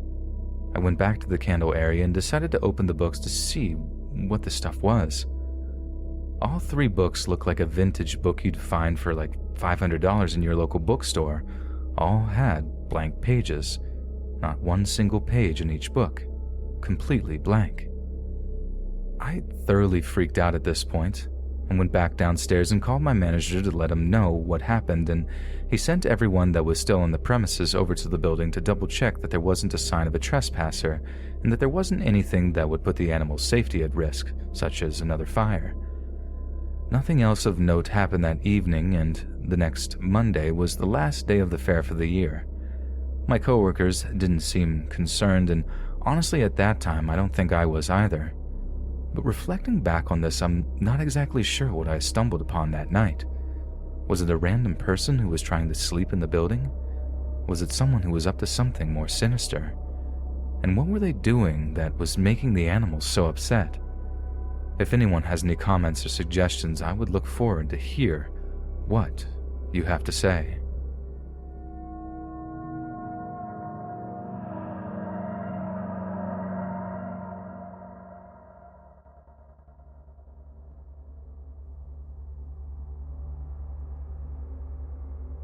Last year, after a blissful first year of living in a new apartment, all on my own for the first time, a man moved in next door that I will never forget. The layout of the apartment is crucial to understanding this incident, so I made a little diagram. Floor plan taken from the closest thing I could find online and edited. The most important part is that my balcony and his balcony are only partially separated by a wall, and there is a solid 2-foot gap in which you can easily walk from one to the other. For context, I previously had a very lonely woman living next door for the entire first year I lived there who never crossed this balcony threshold without being explicitly invited. I only throw this in there so you can understand I wasn't previously concerned about someone infiltrating my space. The first time I met this new neighbor, he was unloading groceries from his massive truck into the assigned parking spot next to mine. As I was driving up, he and a girl I assumed to be his girlfriend were unloading boxes from Costco. I noticed them speaking, and as soon as I was out of the car, they went silent. I nodded to them, proceeded to the elevator, and the guy ran up behind me, threw some boxes down, and begged me to wait. No problem, I'm a good neighbor. While in the elevator, the girlfriend refused to make eye contact or speak to me. A little weird, but I just thought she was shy, but he quickly introduced himself and was extremely chatty. In the 45 seconds it takes to get to the floor where our apartments are, he asked how I liked the place, where I was from, and where I worked.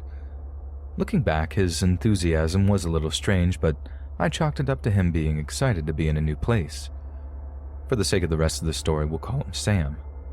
Sam was maybe 33, 6 foot tall, with a slim muscular build, and had hair buzzed extremely short as if to mask his balding. Pretty average looking by all accounts. The first few weeks we run into each other often, and he always makes small talk and always refers to me as Miss. I assume it's because he forgot my name but wanted to be polite. I almost never see his girlfriend after the first night, but occasionally I can hear him talking to a lady in his apartment as the walls are reasonably thin. One night, about 3 months after Sam moved in, my boyfriend is spending the night and we were watching movies on the couch. It's maybe 11:30 p.m. The back of the couch is against the wall I share with Sam, and we hear some banging noises. My first thought is that him and his girlfriend must be getting it on. Boyfriend and I laugh and turn the volume up a bit to drown them out. Then, in addition to the banging, the neighbors begin to scream. We can hear objects being thrown, glass shattering. The words are muffled, but there is distinctively anger and crying going on. My boyfriend, Jim that he is, steps onto the semi-shared balcony and, in his loudest voice, yells over, without crossing onto Sam's balcony, "Everything okay in there?" The girl opens the sliding door on Sam's side a minute or two later and says, "Sorry about that." So, we leave it alone. I'm concerned, but we have no idea what actually happened and decide to go to bed. Big mistake, I know. I wake up around 3 a.m. to more screaming, but my boyfriend refuses to wake up, and I'm not about to take my 5-foot self to break up whatever is going on at 3 a.m. I considered calling the police, but was so drowsy I convinced myself I dreamed it. I deeply regret that decision. The next morning I woke up to some terrible personal news, an entirely unrelated death of a friend, and pretty much put the events of that night on the back burner. I didn't forget, but it also wasn't on my mind. Fast forward about 2 weeks. It's a warm day and I'm outside reading a book in a robe, bra, and shorts. I'm in a chair that faces away from Sam's apartment, so I can't see his side from where I am. I'm deep in my book when suddenly I get tapped on the shoulder. Sam is standing behind me and asks if we can talk for a second. This man has already crossed an, albeit invisible, line by coming on my side of the balcony, but I also can't get to my door without physically moving him aside, so I ask him what's going on. He told me it was his birthday, and asked if I knew where to get some Mary Jane because I seem like a girl who knows how to have a good time. As we live in a state where that stuff is legal, I told him that I'm sure Google would provide the best dispensary in the area, but I personally didn't have any. He proceeds to tell me how drunk he got last night, and at this point I'm itching for an exit. As I start to move, as if to signal I'm done talking, he reaches out for my shoulder and tells me he hit and scratched my car last night because he was driving very, very wasted. Remember his massive truck? He says all of this with a smile on his face, almost laughing. I'm surprised, but mostly want to get away from him because my creep senses are starting to tingle, and I don't want to blow up at him for hitting my car. He says he'll send me his insurance info if I give him my number, and thankfully I knew that would be a bad call. I make a bad, nervous joke about knowing where he lived and said if the damage was bad enough, I would knock on his door to get his insurance. He counters by saying he will leave a note with his info on my door. He retreats from my balcony while also saying he'd prefer to just pay me cash and not involve insurance. I give it an hour or so, and then I head down to assess the damage. I did this because I didn't want to walk down at the same time as him and risk having him follow me. Sure enough, there are 2 long new scratches on the driver's door. They're not deep, just kind of superficial or worthy of a call to insurance immediately.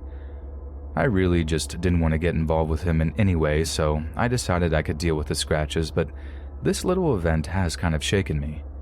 At this point, I knew something was off with him. Nothing unusual happens as far as I'm aware this night. The next day is Saturday, and as I had to work the next day, I'm home alone, watching some action-y movie, and it's around 11 p.m. I'm on the sofa with my cat curled up on me, and the movie is relatively loud, so it takes me a little while to register this banging noise coming from the hallway of my apartment building. I honestly only noticed because my cat had woken up and got all puffed up and freaked out. I turn down the volume of the film, and suddenly the banging is getting louder and louder. And just as I stand up, I hear the 5 words no one wants to hear coming from their door. "Open up! It's the police!" My stomach dropped to the floor. I had lied to Sam the day before. I totally did have some ganja on me, and I had smoked a joint outside on the balcony, the part farthest away from Sam's, maybe 20 minutes before. I'm totally panicked, high as a kite, and trying to control my breathing so I don't immediately come off as suspicious before I answer the door. I remember checking the peephole to see a close-up of a cop's face and then opening the door, coming face to face with 6 officers, all with guns drawn. I'm about 0.5 seconds away from completely peeing my pants in fear, still convinced I'm somehow in trouble for smoking a joint. The officer, who seems to be in charge, can sense instantly the level of panic, and he says, "Ma'am, you're not in trouble. We need to speak with you about your neighbor. Can we come in?" At this point, I'm reeling and my whole being is tense. I let the cops in, but my heart hasn't moved from my throat. The policeman in charge asked me about any interactions with Sam. I tell them I barely know him, that he just lives next door, only moved in a few months ago. I asked why they needed to be in my apartment. I'm scared, but also I don't typically get along with cops, and I have the right to know why 6 of them practically waved their guns in my face. The lead officer proceeds to tell me that Sam is a bad guy. He apparently beat his girlfriend so badly the night prior that she is now in the ICU for her injuries. They also told me Sam had a gun and had barricaded himself in the apartment next to mine. They said they had spoken to my building manager and knew my place had access to his balcony and they needed to use it. Then they asked me to go into the bedroom and lock the doors and turn the lights off. The next 30 to 45 minutes was complete torture. In my panic, I left my cell phone on my kitchen counter and had to sit in my room just listening to the commotion. No shots were ever fired, but there was a lot of yelling and what sounded like things being thrown. Eventually, after what felt like a lifetime, the main officer knocked on my door and told me that Sam had been arrested and thanked me for letting them use my apartment. They asked me questions for maybe 15 more minutes and left. I wish this is where the story ended, but there's a bit more. In the days following Sam's arrest, I became even more panicked about him coming back to the apartment building, worried about retaliation. I hadn't said anything to the police to technically incriminate him. I had proof of nothing except his word that he was the one who scratched my car, but I did tell them about the night my boyfriend and I heard them fight. About 5 days later, Sam reappeared at the building as I was coming home from work one evening. He tried to approach me, but the elevator shut just as he was running to catch it. My whole body got tense, like the feeling when you come this close to getting in a car accident but narrowly avoiding it. I stayed off my balcony entirely from this point and always kept the curtains closed. We didn't speak or really see each other at all for another few weeks and then had our final interaction. Sam stopped me in the parking lot one night, running after me as I was about to get on the elevator. He begged me to tell him why I let the cops in that night. I told him the honest truth, that I was stoned, didn't know what to do, and had a bad history with cops. This is all true, and again, I was concerned about him trying to retaliate. He then got pretty upset and kept trying to repeat the question, obviously wanting a different answer. When I couldn't give him one, he then offered me $3,000 to testify as a character witness on his behalf because I knew him and knew how he really treated women. I was speechless and very freaked out. He told me his hearing was the next Thursday morning and he asked if I could show up. I was like a deer frozen in headlights for a moment and then somehow got out of there after mumbling a string of words that were most likely incoherent. The Wednesday night before this trial, I came home from work and my cat was acting kind of weird, like something had just spooked her and her tail was all puffed out. I kind of shook it off, but I noticed through the curtains that there was something taped to the outside of my sliding glass door. Apparently, Sam had left a post-it with his phone number and name, and underneath, "I'm counting on you." Needless to say, I never showed up. I took a photo of the post-it, grabbed my cat, locked all of my doors, and stayed at my mom's house for about 5 days after that happened. I did phone the police to let them know that he had been on my balcony again, but they never followed up with anything. Eventually, my boyfriend came and went back to my place together. Everything was as it should have been. I never saw Sam again, but a few weeks later, a lady that I'd never seen before was cleaning out his apartment. Maybe a month after that, new people moved in and things have been normal ever since. I tried calling the police in the county jail to see if he was in lockup again, but no one was able to release information to me. I'm hoping that means he's there, if he did what the police said he did. So to Sam, I will say I'm not really sure what happened, but my biggest regret is not calling the police when I felt like I should have in my gut. And I hope to God I never see you when you get out.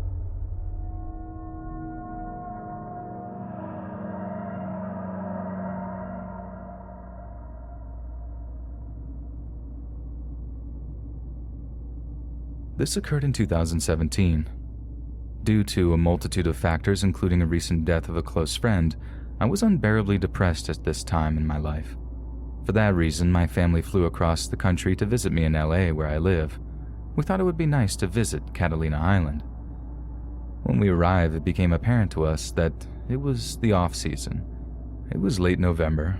The weather was cold, and as a result, the island was nearly empty besides locals and a few straggling tourists such as ourselves.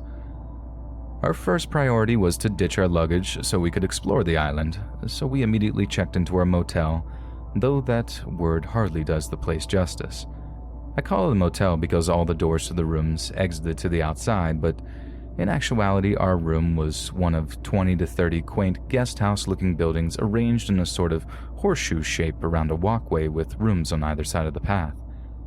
The entrance to the motel was essentially one of the points of the horseshoe, and if you walked dead straight, you'd reach the room we were given, essentially on the corner before you have to go right to go further into the horseshoe. So from our room, one path led back to the street, the other further into the secluded maze of rooms. Stay with me. After a day of exploring and having just finished dinner, it was time for the cold, dark walk back to the room. Catalina Island is a decent distance from the mainland, and let me just say, it gets dark. Similarly dark was my headspace after the dinner conversation took a left-hand turn and my overwhelming depression got the best of me. I pulled my black hoodie tighter over my freezing ears and walked ahead of my parents to the hotel room, telling them I just needed to go to sleep. And I did immediately. Depression sometimes makes that easy. I was already losing consciousness as they entered after me, drifting off without so much as a good night. I then woke up to my mom saying my name. A harsh whisper. The room had 2 beds, my parents' bed closer to the door and mine further in the room. My mom's voice cut through the silence again, and she sounded concerned for me. I didn't blame her, considering my mental state at the time. Groggy, I rolled over. "What?" I asked. As my eyes adjusted to the dim moonlight coming in through the curtains, I saw her turn to face me. She was surprised to see me in bed. Her eyes got wide. If I'm in my bed, who was she talking to? We both looked back to where she was previously looking to see a hooded figure in all black standing over their bed. Now I know this is Let's Not Meet and you are reading this knowing a creepy thing is going to happen. It is in the title, but understand how horrifically startling it is to be on an island in the middle of the ocean and wake up to see a hooded stranger looming over you. This moment seemed to last forever. Life isn't like movies where characters unleash a blood-curdling scream. Sometimes the only thing that comes out is something panicked and guttural. My mom's words became low and severe as she said my dad's name in a dire voice I've never heard her use before. Then the hooded figure did something so bizarre and unsettling. It didn't advance towards us, but instead crouched in the corner near where it stood. The way it crouched was absolutely unexpected, even in regards to this already unexpected situation that it terrified me. It seemed animalistic. I knew 2 things. The hooded figure had been standing over us sleeping, and is not acting in any sort of way that I can understand. As opposed to the infinite moment of this figure standing over us mere seconds ago, the series of events that unfolded when my hulking ex-military dad woke up happened in an instant. Suddenly, we were out the door, not knowing which way the intruder went. My mom was screaming, "Get him! Get him!" My dad was running down one path of the horseshoe further into the hotel, shouting through sheer adrenaline, "I'm gonna kill you!" I ran down the other path towards the street. When I got there, not a sign of the intruder, but it became suspiciously quiet behind me. I ran back to the room to find my dad quietly walking back, his head low. He gets really close to me and I hear him say, "It's a freaking kid."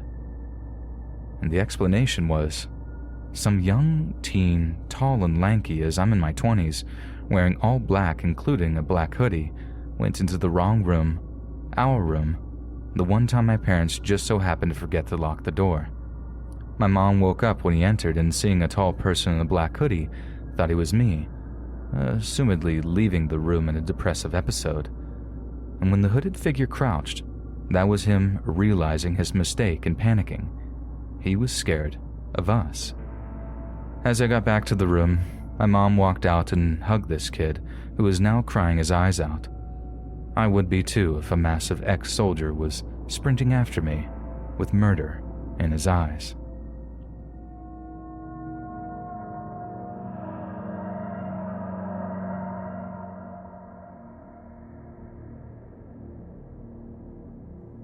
This happened to one of my best friends and I back in 2017, and I feel like it's worth sharing. My best friend Elise was dating this guy Mark in 2016. They broke up right as New Year's was approaching. I've known Elise for over a decade, but we didn't talk much while they were together. I ran into them once at a local coffee shop, hugged her, and was chatting away while Mark stared at me in disgust, as if Elise wasn't allowed to talk to her friends. At the time, I thought nothing of it, assuming he was just antisocial. I had no idea he would go on to ruin an entire year of my life. It's really fuzzy as to how Mark got in contact with me specifically. I believe Elise posted about her breakup and I offered my support publicly, so he targeted me. It began on New Year's Eve. He started messaging me on Instagram over and over again, threatening me, and I was having a get-together with my then boyfriend, two of my now ex-best friends, and my now ex-best friend's boyfriend.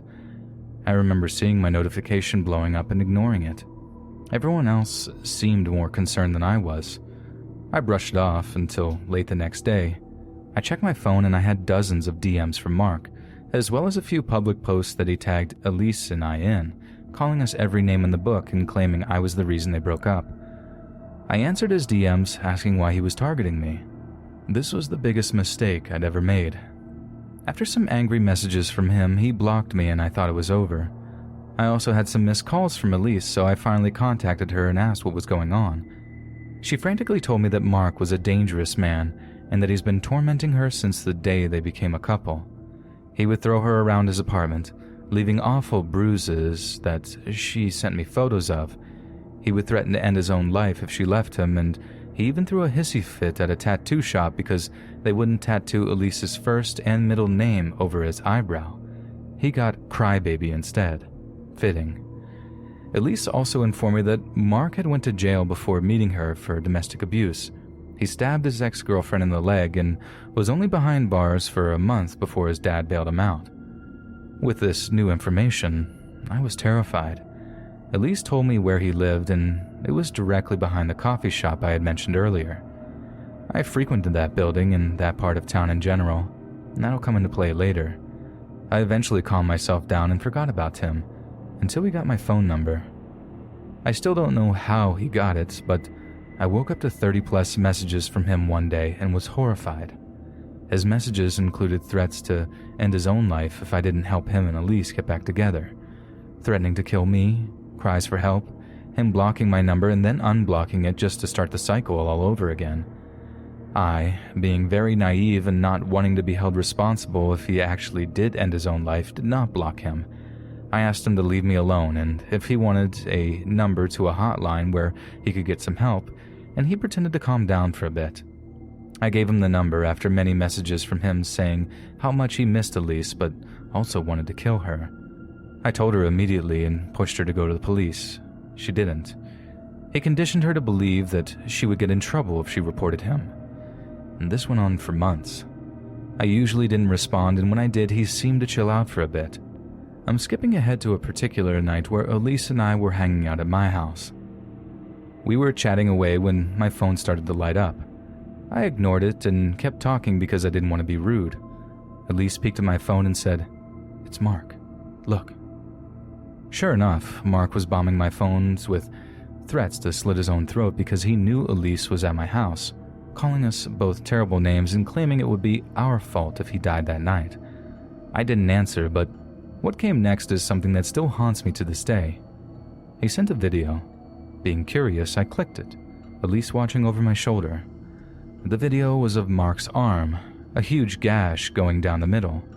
He was fake crying in the background saying, "You made me do this. I hate you both." He clenched his fist over and over again to make more blood gush out. Elise and I were so in shock that we watched the entire 50-second clip despite how disturbing it was. I immediately called our local police station. Elise gave them his address, and an officer came to my house to view the video and take down some notes. While we waited for the police to arrive, Mark posted the gruesome video to his Instagram and unblocked Elise and I just to tag us in it, claiming we told him to do it. Being a conventionally attractive guy with an e-boy aesthetic, the girls that swooned over him commented some pretty harsh things about us and kissed his butt like crazy. He was admitted to the hospital that night, and I wish they kept him. The harassment continued the second he got out. Time traveling a little more now to a few months later, Mark hadn't let up and Elise and I were still very close. We had a friend, Kayla, visiting from across the country. She also had a run-in online with Mark and hated him, but wasn't afraid of him. She was always carrying more than one weapon, some pepper spray, and she knew how to fight, so she suggested we go take a walk in the part of town that he lived in.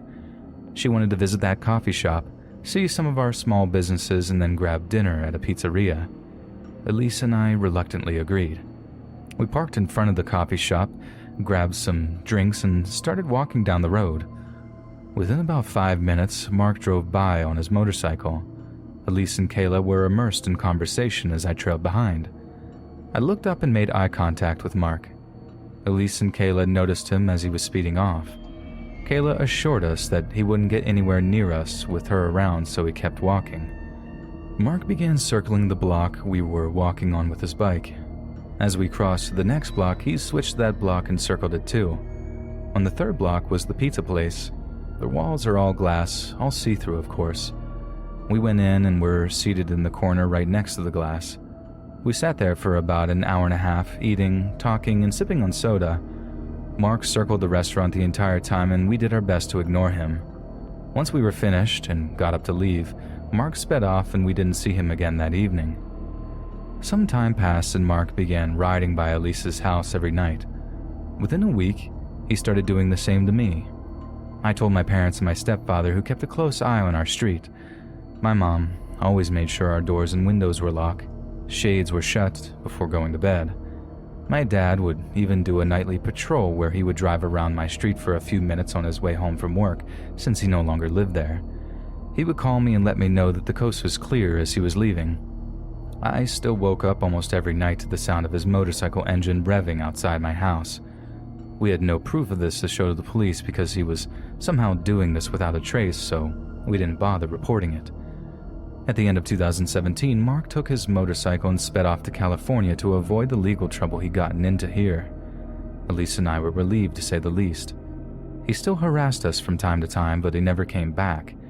We stopped hearing from him after a while and we thought nothing of it.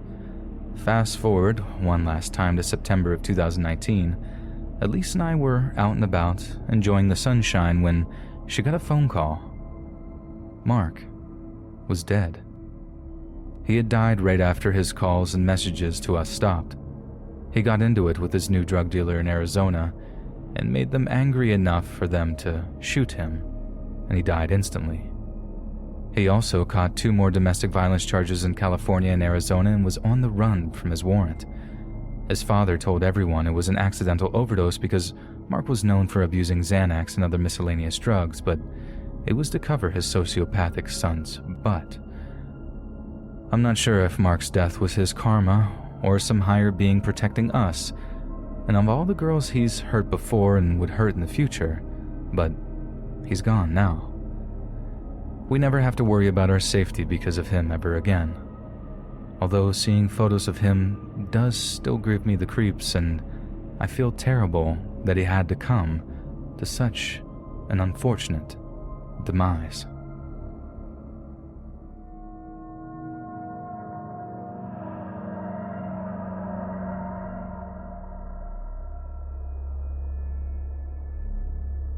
When I was around 6, my parents divorced and my dad was soon given full custody as my mom was an alcoholic and had racked up a few DUIs and such. Anyway, me, my younger sister, and my dad moved to a new neighborhood and we transferred to the nearby elementary school. The school was pretty close to my new house, maybe 5 to 7 or so blocks away, close enough to walk, but my sister and I, also a girl, were too young to walk alone. Sometimes our dad would walk us to school in the morning and then walk back, and less commonly, he'd walk to pick us up. Most of the time, he picked us up in his black Mazda. The way pickups worked at my school was pretty common. We went out with our class, stood by our teacher and classmates, and when a car pulled up, designated staff members would ask who the student was that they were picking up and then go find them from their class and escort them to the car. Seeing as my mom was in jail at this time, the only person who ever picked me up was my dad. One day, I was in 3rd grade and my sister was in 1st. We were outside waiting to be picked up. After being outside for only a few minutes, my little sister came over to me and said someone who wasn't our dad was in a car to pick us up and said both of our names and they'd found her first. She said he'd smiled at her and told her our dad had told him to pick us up that afternoon, but she said she wanted to find me first before she got in the car since she didn't recognize him. And thank God she did that. Our dad had always told us not to talk to strangers, so I grabbed my teacher and told her what had happened. She got really alarmed, this scared look on her face, and told us to stay where we were while she told another teacher or something. Our dad arrived to pick us up a few minutes later and we got home safely. We told him about it and we all had a long talk about safety protocol. He asked my sister to describe the man and the car, and he called the police and gave them the best description he could, although my sister was very young and wasn't very focused on important details like that. A few weeks later it happened again, but this time he said my name. My dad had given the school the same info he'd given the police, but presumably he had multiple vehicles because my sister said he'd been in a red car and this one was black, similar to my dad's. I saw the black car and ran up to it, but luckily I caught a glimpse of the face before I opened the door and hopped in. He was a middle-aged man, really pale, with a really angular face. We made eye contact and his mouth was smiling, but his eyes looked really wrong to me, squinty and almost angry. I turned back towards the carpool assistant who delivered me to the car to alert her, but by the time I did, the car was gone, and I couldn't give many details. My dad contacted the police again, but without a license plate, they weren't able to do much. The last time I saw him was until months later near the end of elementary school. I was walking home with a big group of kids that lived in my neighborhood, and he drove by us and slowed the car down to try and talk to us. I recognized his face immediately and alerted the other kids to run. Luckily, we were only about 3 houses down from where one of my friends lived, and we all piled into her house, concerning her parents significantly as we explained the situation. I never saw him again after that. My dad started dating my now stepmom, and we moved to her neighborhood and switched schools shortly after. I still think about him occasionally, though. His face was actually in my dream a few nights ago, which reminded me to write down my experience. To this day, I'm in my 20s now. I don't know how he knew our names, how he knew anything about us, really. Very scary to think about what would have happened to my tiny little sister if she'd gotten in the car with that man, and what might have happened to me if I had.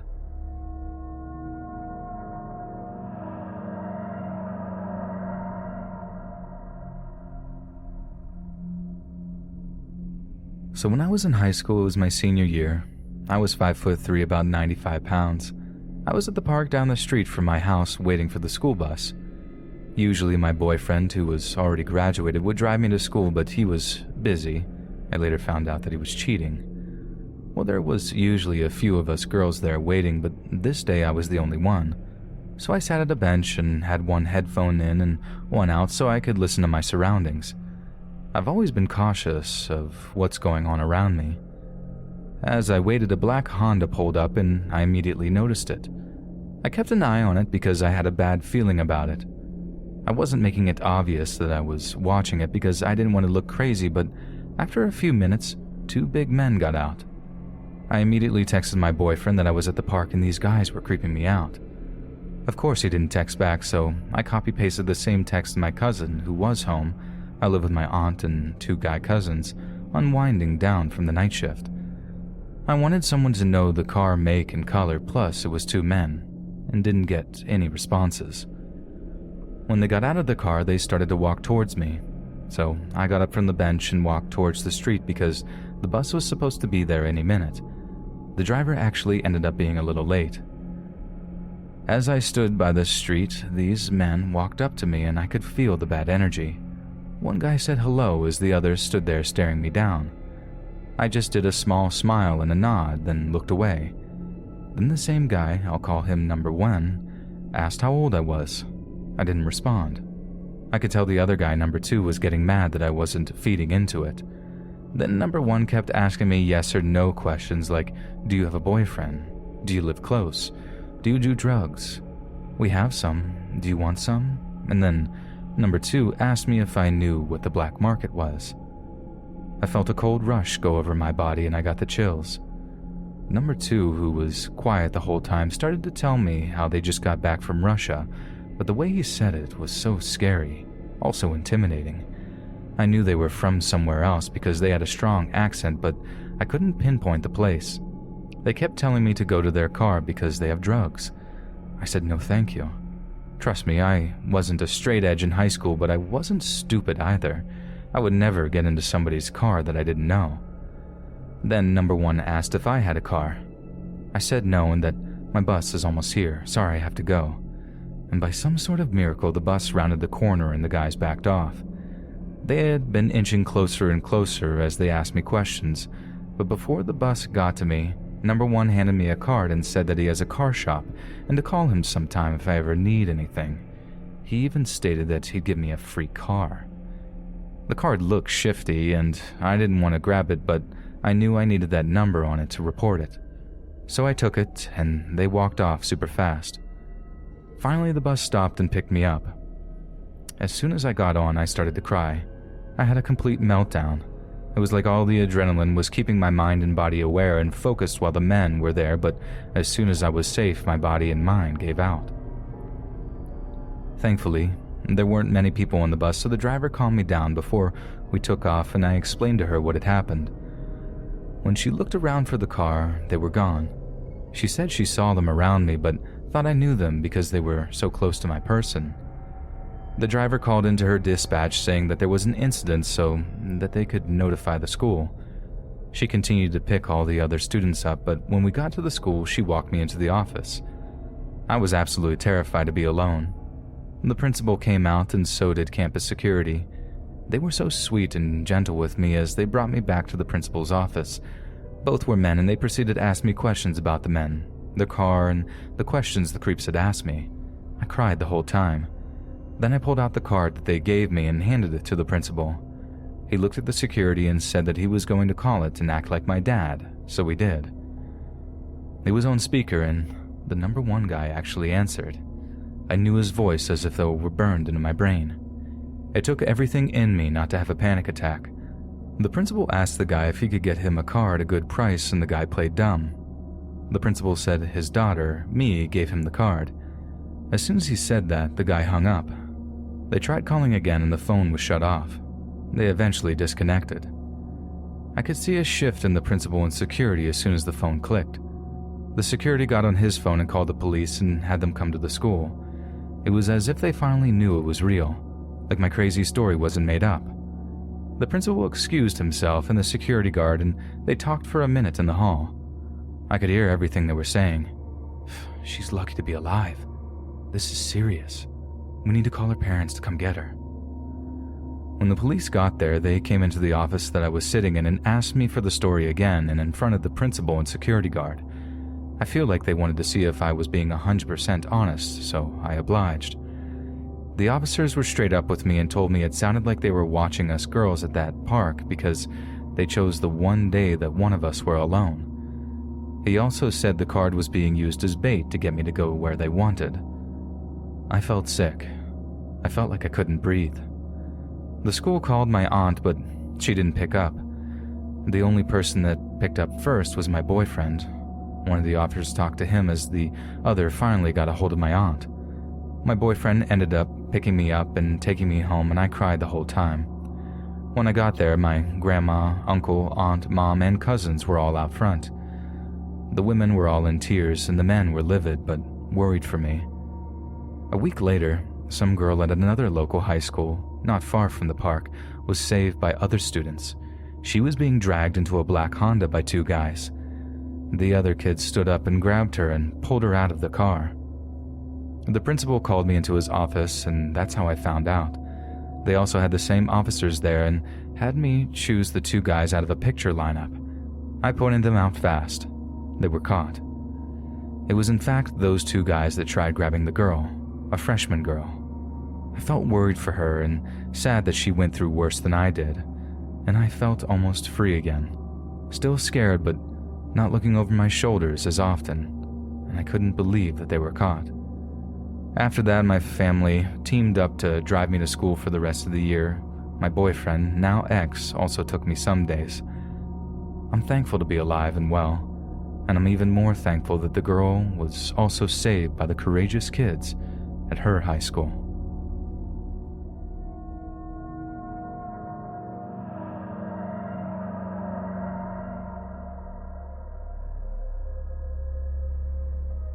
This happened about a year ago.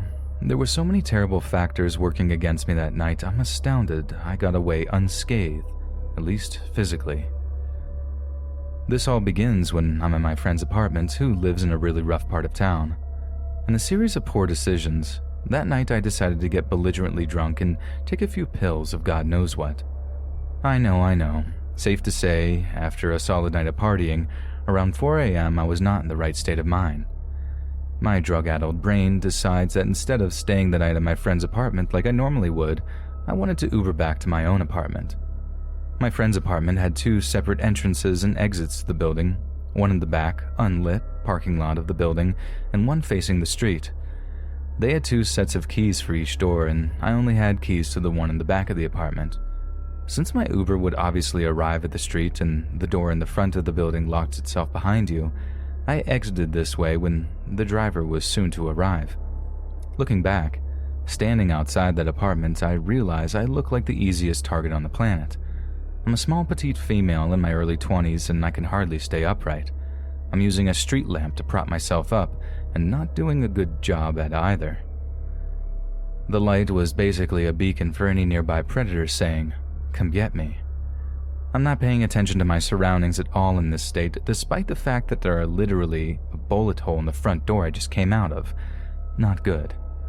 I remember checking to see what car I was getting picked up in and was only able to pick out the fact that it was a black sedan. Soon after stepping outside, a black sedan pulls up to the curb and starts rolling down the window, so I step forward. Before this man even spoke, I could feel something was wrong.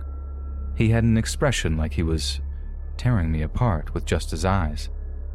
After seeing that look, it gave me a new meaning to the word predator to describe a criminal, because I then knew what it felt like to be prey. He basically barks at me, "I'm your Uber driver." This was the second red flag that somehow made its way through my brain. Normally, Uber drivers just roll down the window and say, "Your name," or any version of that, but always include your name. I think I just stared at him for a second, my brain slowly piecing together the situation I was potentially in, and I ask him, "What's my name?" He immediately is enraged and starts screaming about how he doesn't have freaking time for this and just get in the effing car, etc., etc. I don't think I've ever been sobered up so fast in my life. I'm completely panicking. Obviously, this wasn't my Uber. Quickly checking the license plate, I immediately see it's not a match. Meanwhile, this guy is still screaming at me and I have absolutely no idea what to do. If I bolt in either direction, this guy could easily outrun me or even have a weapon. I'm also pretty sure at this point that if he's trying to nab a random girl off the street, he must have a weapon of some sort. I can't run back into the apartment door right behind me since it locks behind you and I don't have the keys nor the time to unlock it. Running towards the back door would do nothing as well, and as he's idling right by the mouth of the driveway towards the back parking lot, and again, I would have to take time to find the right keys and get in. If I screamed, I'm not exactly in the type of neighborhood where someone would try to be a vigilante, and I can still hear the music radiating from my friend's third-floor apartment. I knew they wouldn't hear me. It's also 4 a.m. and absolutely no one is around. People talk a lot on this sub how they either sprint into action or freeze, but I felt incapable of doing either. It was the absolute worst feeling I'd ever felt in my life. Everything in me wanted to run, but I felt that if I did, it would be the end of me. But if I kept standing there, staring in shock at the screaming man, the result would be the same. From when he started screaming at me to this point, I'm guessing only 20 seconds had passed. Just as he's looking like he's getting ready to get out of the car, another black sedan pulls up right behind him. Checking the license plate as quickly as I can, I realize it's my actual Uber and make a full sprint to the car, really only like 6 steps, and throw myself in, screaming at my real Uber driver, "What's my name?" The poor dude looks terrified, but responds with my name quickly, to which I reply, "Get me out of here. That man's trying to kidnap me." If I was in this Uber driver's position, I think I would be too shocked to react as quickly as he did, but my dude flew out of there, offered to call the cops for me, which I declined and now regret, and then walked me to the front door of my apartment, ensuring I got inside safely. Truly an incredible human being. You can rest easy knowing he got the fastest tip my college student bank account would allow for, although he deserved much, much more.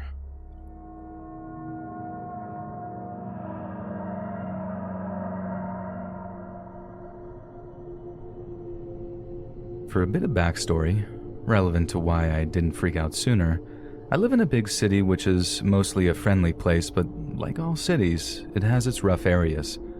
There are 2 main spots that are known to be particularly rough, and for the first 14 years of my life, I lived in one of these areas. So though it can naturally be a bit uncomfortable, I tend to be pretty unbothered by drunks, addicts, creeps talking to me on the street. Anyway, I moved from one rough area and moved to a safer one, but it's very near to the other, arguably worse rough area. I know both of these areas pretty well too, which helped with what happened 5 months ago. So I had some stuff going on in my personal life and got through phases of bad anxiety as it is.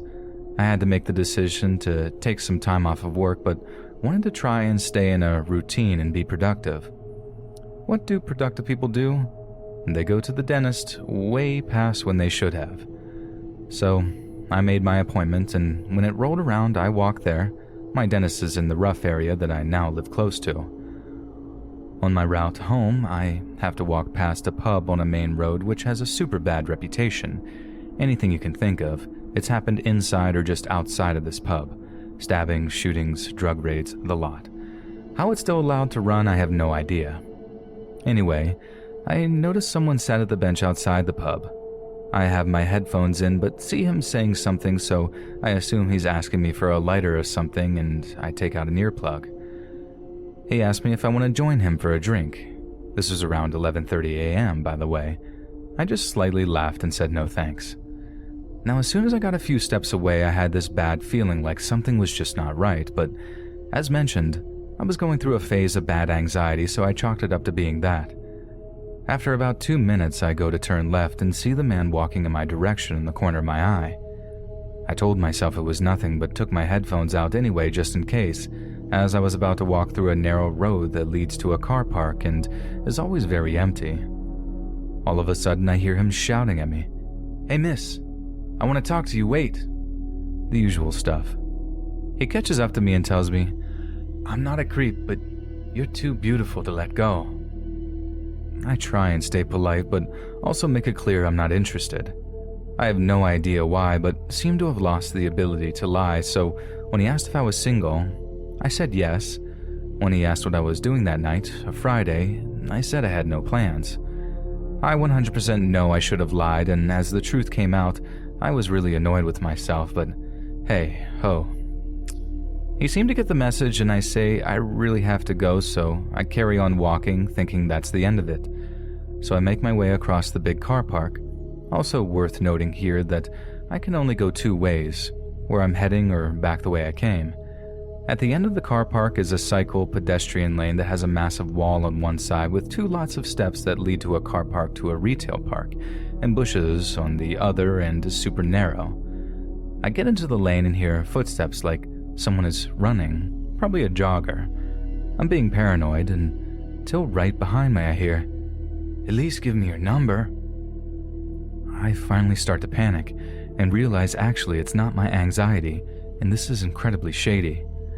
I give him a number but change the last digit, and this guy proceeds to attempt to drop call me. Clearly my phone doesn't ring, and he then starts getting annoyed, saying I need to give him the right number. I apologize. He then has his hand basically on my phone, stood way too close to me and orders me to type his number in and drop call him. Awesome. Creep now has my number. Still not enough for him, I reiterate that I'm on my way somewhere and seriously need to get going. What happened next is honestly a blur, and I must have had a massive adrenaline rush. He had something, but I can't remember what. I think I sort of blacked out. And then he grabbed me by the elbow. Next thing I knew, I was at the top of one of the sets of steps that led to a much busier and open space. I had obviously panicked, yanked my arm free, and legged it.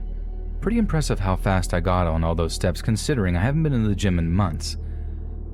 Luckily, one of my friends works in one of the stores in the retail park, so I walked over to it, practically looking over my shoulder the whole time.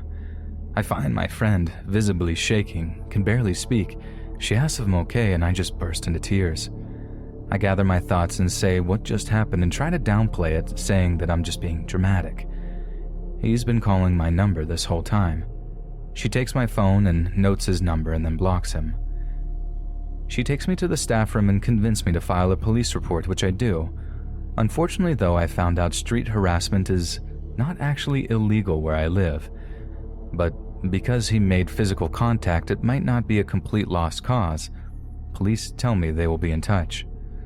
Now fast forward until around 2 weeks ago, my mom's friend who knew about what had happened sent her an article and asked her to show me. I genuinely couldn't believe my eyes. It was about a man who had followed a girl and then assaulted her in the same rough area. At the end of the article, it's a picture, and it's him. I haven't heard anything from the police, and since he had already been charged, I figured there wasn't any need for me to contact them again. I wish that they had taken what I said more seriously, though, as I specifically remember my friend saying someone younger or less used to that behavior might not have got away or ran, which was what convinced me to file the report in the first place. My heart goes out to the girl, and although currently in jail, I really hope neither of us have to face him again. His charge was pretty serious, so he'll be there for a long time, thankfully.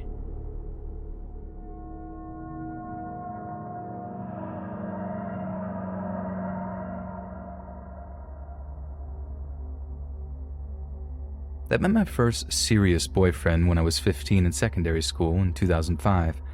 We ended up being together for about 2.5 years. We were in the same area, myself being only 3 months older than him. We clicked with each other's friend groups, so everyone tended to hang out with no issues. A few months into the relationship, some small red flags started to appear. Another guy tried talking to me, to which my boyfriend threatened him, and this landed him in detention as it happened in school time. This was the first of many times I saw a very scary side of him. Other occurrences that were massive, but in hindsight they really were, was him smashing his bedroom window because I didn't want to go and get drunk one night, him throwing drinks over me, and when he started to rear his ugly side even more, he pinned me against a wall because one of his friends sat next to me on a sofa at a party. Thankfully, his friends pulled him off of me and gave him a bit of a talking to, but it was put down to just too much drink and forgotten about. So time goes by and we briefly split up because he was taking a lot of drugs, mainly ecstasy and speed. I didn't really want to be doing all of that, meaning we spent a lot less free time together, so I called it a day. We were apart for about a month before getting back together, in which time I had been casually chatting with someone else, which didn't really go anywhere. One morning when we were still in bed, he had a text from a local friend and went to meet them, leaving me in bed at his house. His mom, stepdad, and sister were out. So after about 5 minutes, I got up and went to use the bathroom when I heard his car screech to a halt outside. I could hear his front door fling open and smash the wall and him pounding up the stairs. I could hear him breathing very heavily, like he was almost growling. The bathroom door was locked, it was wooden, so it didn't take him much time to smash it through. He screamed at me about how I had been talking to someone whilst we were split up, and how could I, despite the fact that he was hooking up with someone else in his friend circle. I explained it was only texting and that we were split up, but that fell on deaf ears. He went on to rip my vest top strap and rip my boots, Ugg boot type things that went up to the knee, and then told me to get out and walk home, which was about 5 miles. I live in the UK in a very quiet area. There tends to be a small village, then like a mile stretch of quiet road, then another village, then a mile stretch of road, and so on. So I'm walking back on the first part of the quiet road with my top hanging off of me and my boots flapping all over the place as they've been ripped when I hear his car. He is a Saxo VTR with a telltale loud exhaust. There was no way I was dealing with him again, so I jumped over a hedge and hid. I remember getting scratched up from the brambles, but I didn't care. I just crouched behind this hedge, hoping that he'd just disappear. I'd heard his car drive up and down that road a few times before he gave in and figured it was safe. I ignored all of his calls and luckily made it home safe running most of the way. I received messages from him apologizing and telling me how he'd end his own life, but I just didn't care at that point. After some time, he finally left me alone and I just concentrated on college and spending time with my friends. I really wish that was the end of my interactions with him, but it wasn't. I was on a night out in my local town with friends. I had put my ex to the back of my mind as it had been months now without hearing anything or seeing him. There I was minding my own business, dancing away when he just appears out of nowhere. He tries to talk to me, which I acknowledge, but really am not in the mood for it, so I go to the toilet near the exit and decide how to handle this. One of my friends was working at the local Asta that night, and I knew that they'd finish in about an hour, so I decided that I'd leave the club and walk to the Asta and wait for them to get off. I knew it'd only take about 15 to 20 minutes to get there. In hindsight, that was the stupidest idea, but I just wanted to get away from him. I peer out of the toilet, and although it's busy, I can't see him. So far, so good.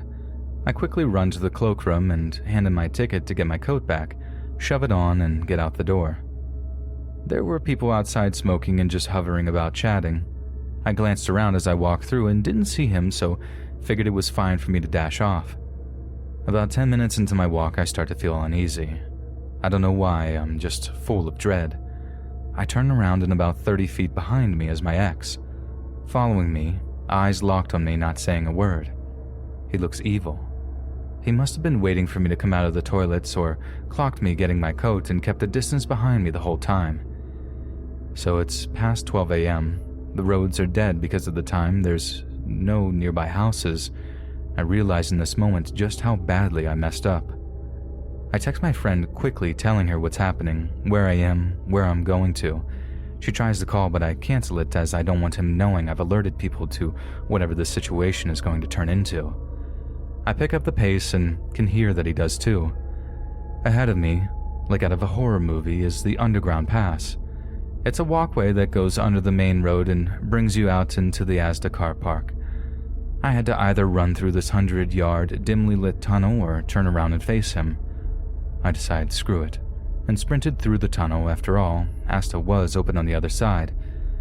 There would be for sure someone in the car park. They had a 24-hour petrol station and a gas point, etc., which many people do use. So I bolted through, and this is when he starts shouting abuses at me. You effing this, you effing that, the usual. I get through the tunnel and I'm so relieved to finally see Asta all lit up, knowing that people are inside. I notice a youngish guy on a moped not too far off from the entrance. I let my guard down, figuring that I'd be left alone now someone else is visible, but I was wrong. So very wrong. The next thing I know, I'm being grabbed by my hair. He takes my phone out of my hand and smashes it on the floor. I start shouting and the moped guy sees us and legs it into the store. Great. So Crazy X here starts pulling me backwards towards the underpass, and I start noping and panicking real hard. If he gets me in that underpass, I'm screwed. So with all my might, I swing up and punch him as hard as I could in the face. It was then I remembered he still had a hold of my hair as he ripped a clump of it out. He grabs me again, picking me up by the throat only to throw me to the floor, cutting my knees and hand. He's now screaming at me, calling me all sorts of expletives for hitting him. At this point, I start to hear shouting, and to my relief, it's getting closer. The guy on the moped has alerted staff to the situation outside, and a variety of people were running out towards us, a security guard, staff member, and even a customer. My ex started to run, but was caught. The staff at Asda had rang the police who were on their way. I saw my friend and just collapsed into her arms like a baby. The police were there in about 5 minutes. They arrested him and took me to the station to make a statement. They had to take photos of all my injuries, all inflicted by someone I once loved. Bruises, grazes, cuts, a patch of missing hair. I felt embarrassed and ashamed. I remember the police officer trying to lighten the mood by joking about me managing to punch him at least. What happened after was just all a blur. I shut myself away and developed bad anxiety and panic attacks due to everything that happened. I remember an officer visiting me telling me about a court date. I didn't attend. In hindsight, I should have, but I couldn't face him and those evil eyes. I didn't want to remember the fear I felt looking at him. I just wanted it all to go away. It was in the local paper that week, details of his court date, etc. I was told that he had been in an anger management program and had started counseling. He was forced to face what he was, which I'm glad of, as he was a monster.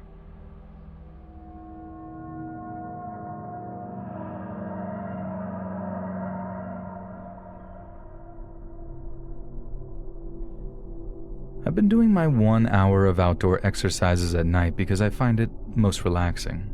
My neighborhood is very quiet, and I'm lucky to live in a nice area which I've always considered super safe. I used to walk at night even before lockdown because I live right next to a canal, so there are lots of nice paths that are super pretty at night when everything is all lit up by the moon. Anyway, I was walking last night and decided to go to the shop first because I was hungry and then detour back to my usual route along the canal. When I was walking, I heard 2 guys speaking super loudly in German. I live in England, so it was a bit unusual, but not anything I thought twice about. They looked around 30, pretty tall, and they had caps on, which I remember because they had matching designs, which I thought was funny. They started getting really close, and when I glanced back to look at them, they started jeering, so I knew they were looking at me, which kind of freaked me out, so I sped walked towards the shop but had to stop at the road. I wasn't planning on getting hit by a car. They caught up with me but didn't stop for the lights to change, just walking across and went into the store I was headed for, so I shrugged off my hunger and decided just to go to the canal for my walk.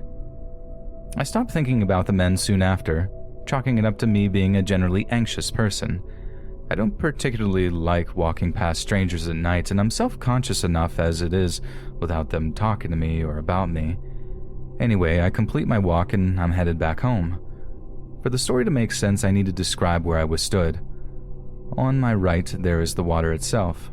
I'm stood on the path, and to my left, there is a big drop that goes straight onto the main road. And next to that road, there is a row of houses. There is a railway bridge in front of me.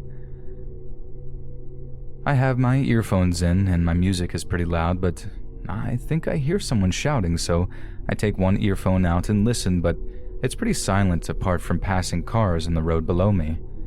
That's when I see 2 men heading towards the bridge, and I immediately recognize them as the 2 guys who had jeered at me before from their caps. I stopped walking as my anxiety floods back and considered phoning somebody because I irrationally think if I'm on the phone when they walk past me, they won't bother me, but despite the fact that I've stood frozen for ages, nobody comes out from under the bridge. I wait, staring at the bridge for a while in complete confusion because there's no way that they could have just vanished. I can see through to the other side of the bridge, so I knew they didn't turn around and walk away or anything, but they certainly hadn't walked through because no one passed me. After a few moments, I start to think I hallucinated them or something. I have no history of hallucinations, but I couldn't explain it any other way. So I started slowly walking towards the mouth of the bridge, and just as I'm about to step in, I see it. The shadow of one of the men cast across the wall. My blood literally ran cold as I realized what was going on. They were waiting for me at the other side of the bridge, but they must have hidden behind the abutment so I wouldn't see them. My mind went to a million different places, panicking about what they would do if I walked under that bridge. I was convinced they'd just follow me. If I stayed where I was and phoned for help, I was certain that they'd come out to see what was going on and I'd be trapped. I did the only thing I could think of. I quietly ran to the fence that separated the canal path from the drop to the main road and climbed it. It was only about thigh height, and on the other side there was a small space before the wall and drop itself. I waited for a couple of moments as the cars passed, but thankfully I live in a quiet area, so the road was soon empty. I managed to navigate myself so I could lower myself off the drop without A, making much noise, or B, hurting myself too much, and the moment my feet hit the ground, I raced to the side where the houses were and sped walked down that path as fast as I could without making noise, only glancing back when I was nearing the edge of the road. The men were still next to the bridge. I could see that they were looking through the bridge to see where I'd gotten to. I felt sick and terrified, but I made it home. I don't know what they wanted. I don't know who they are or if they'll be there again tonight, but I do know I'm not going to be walking at night for a very long time.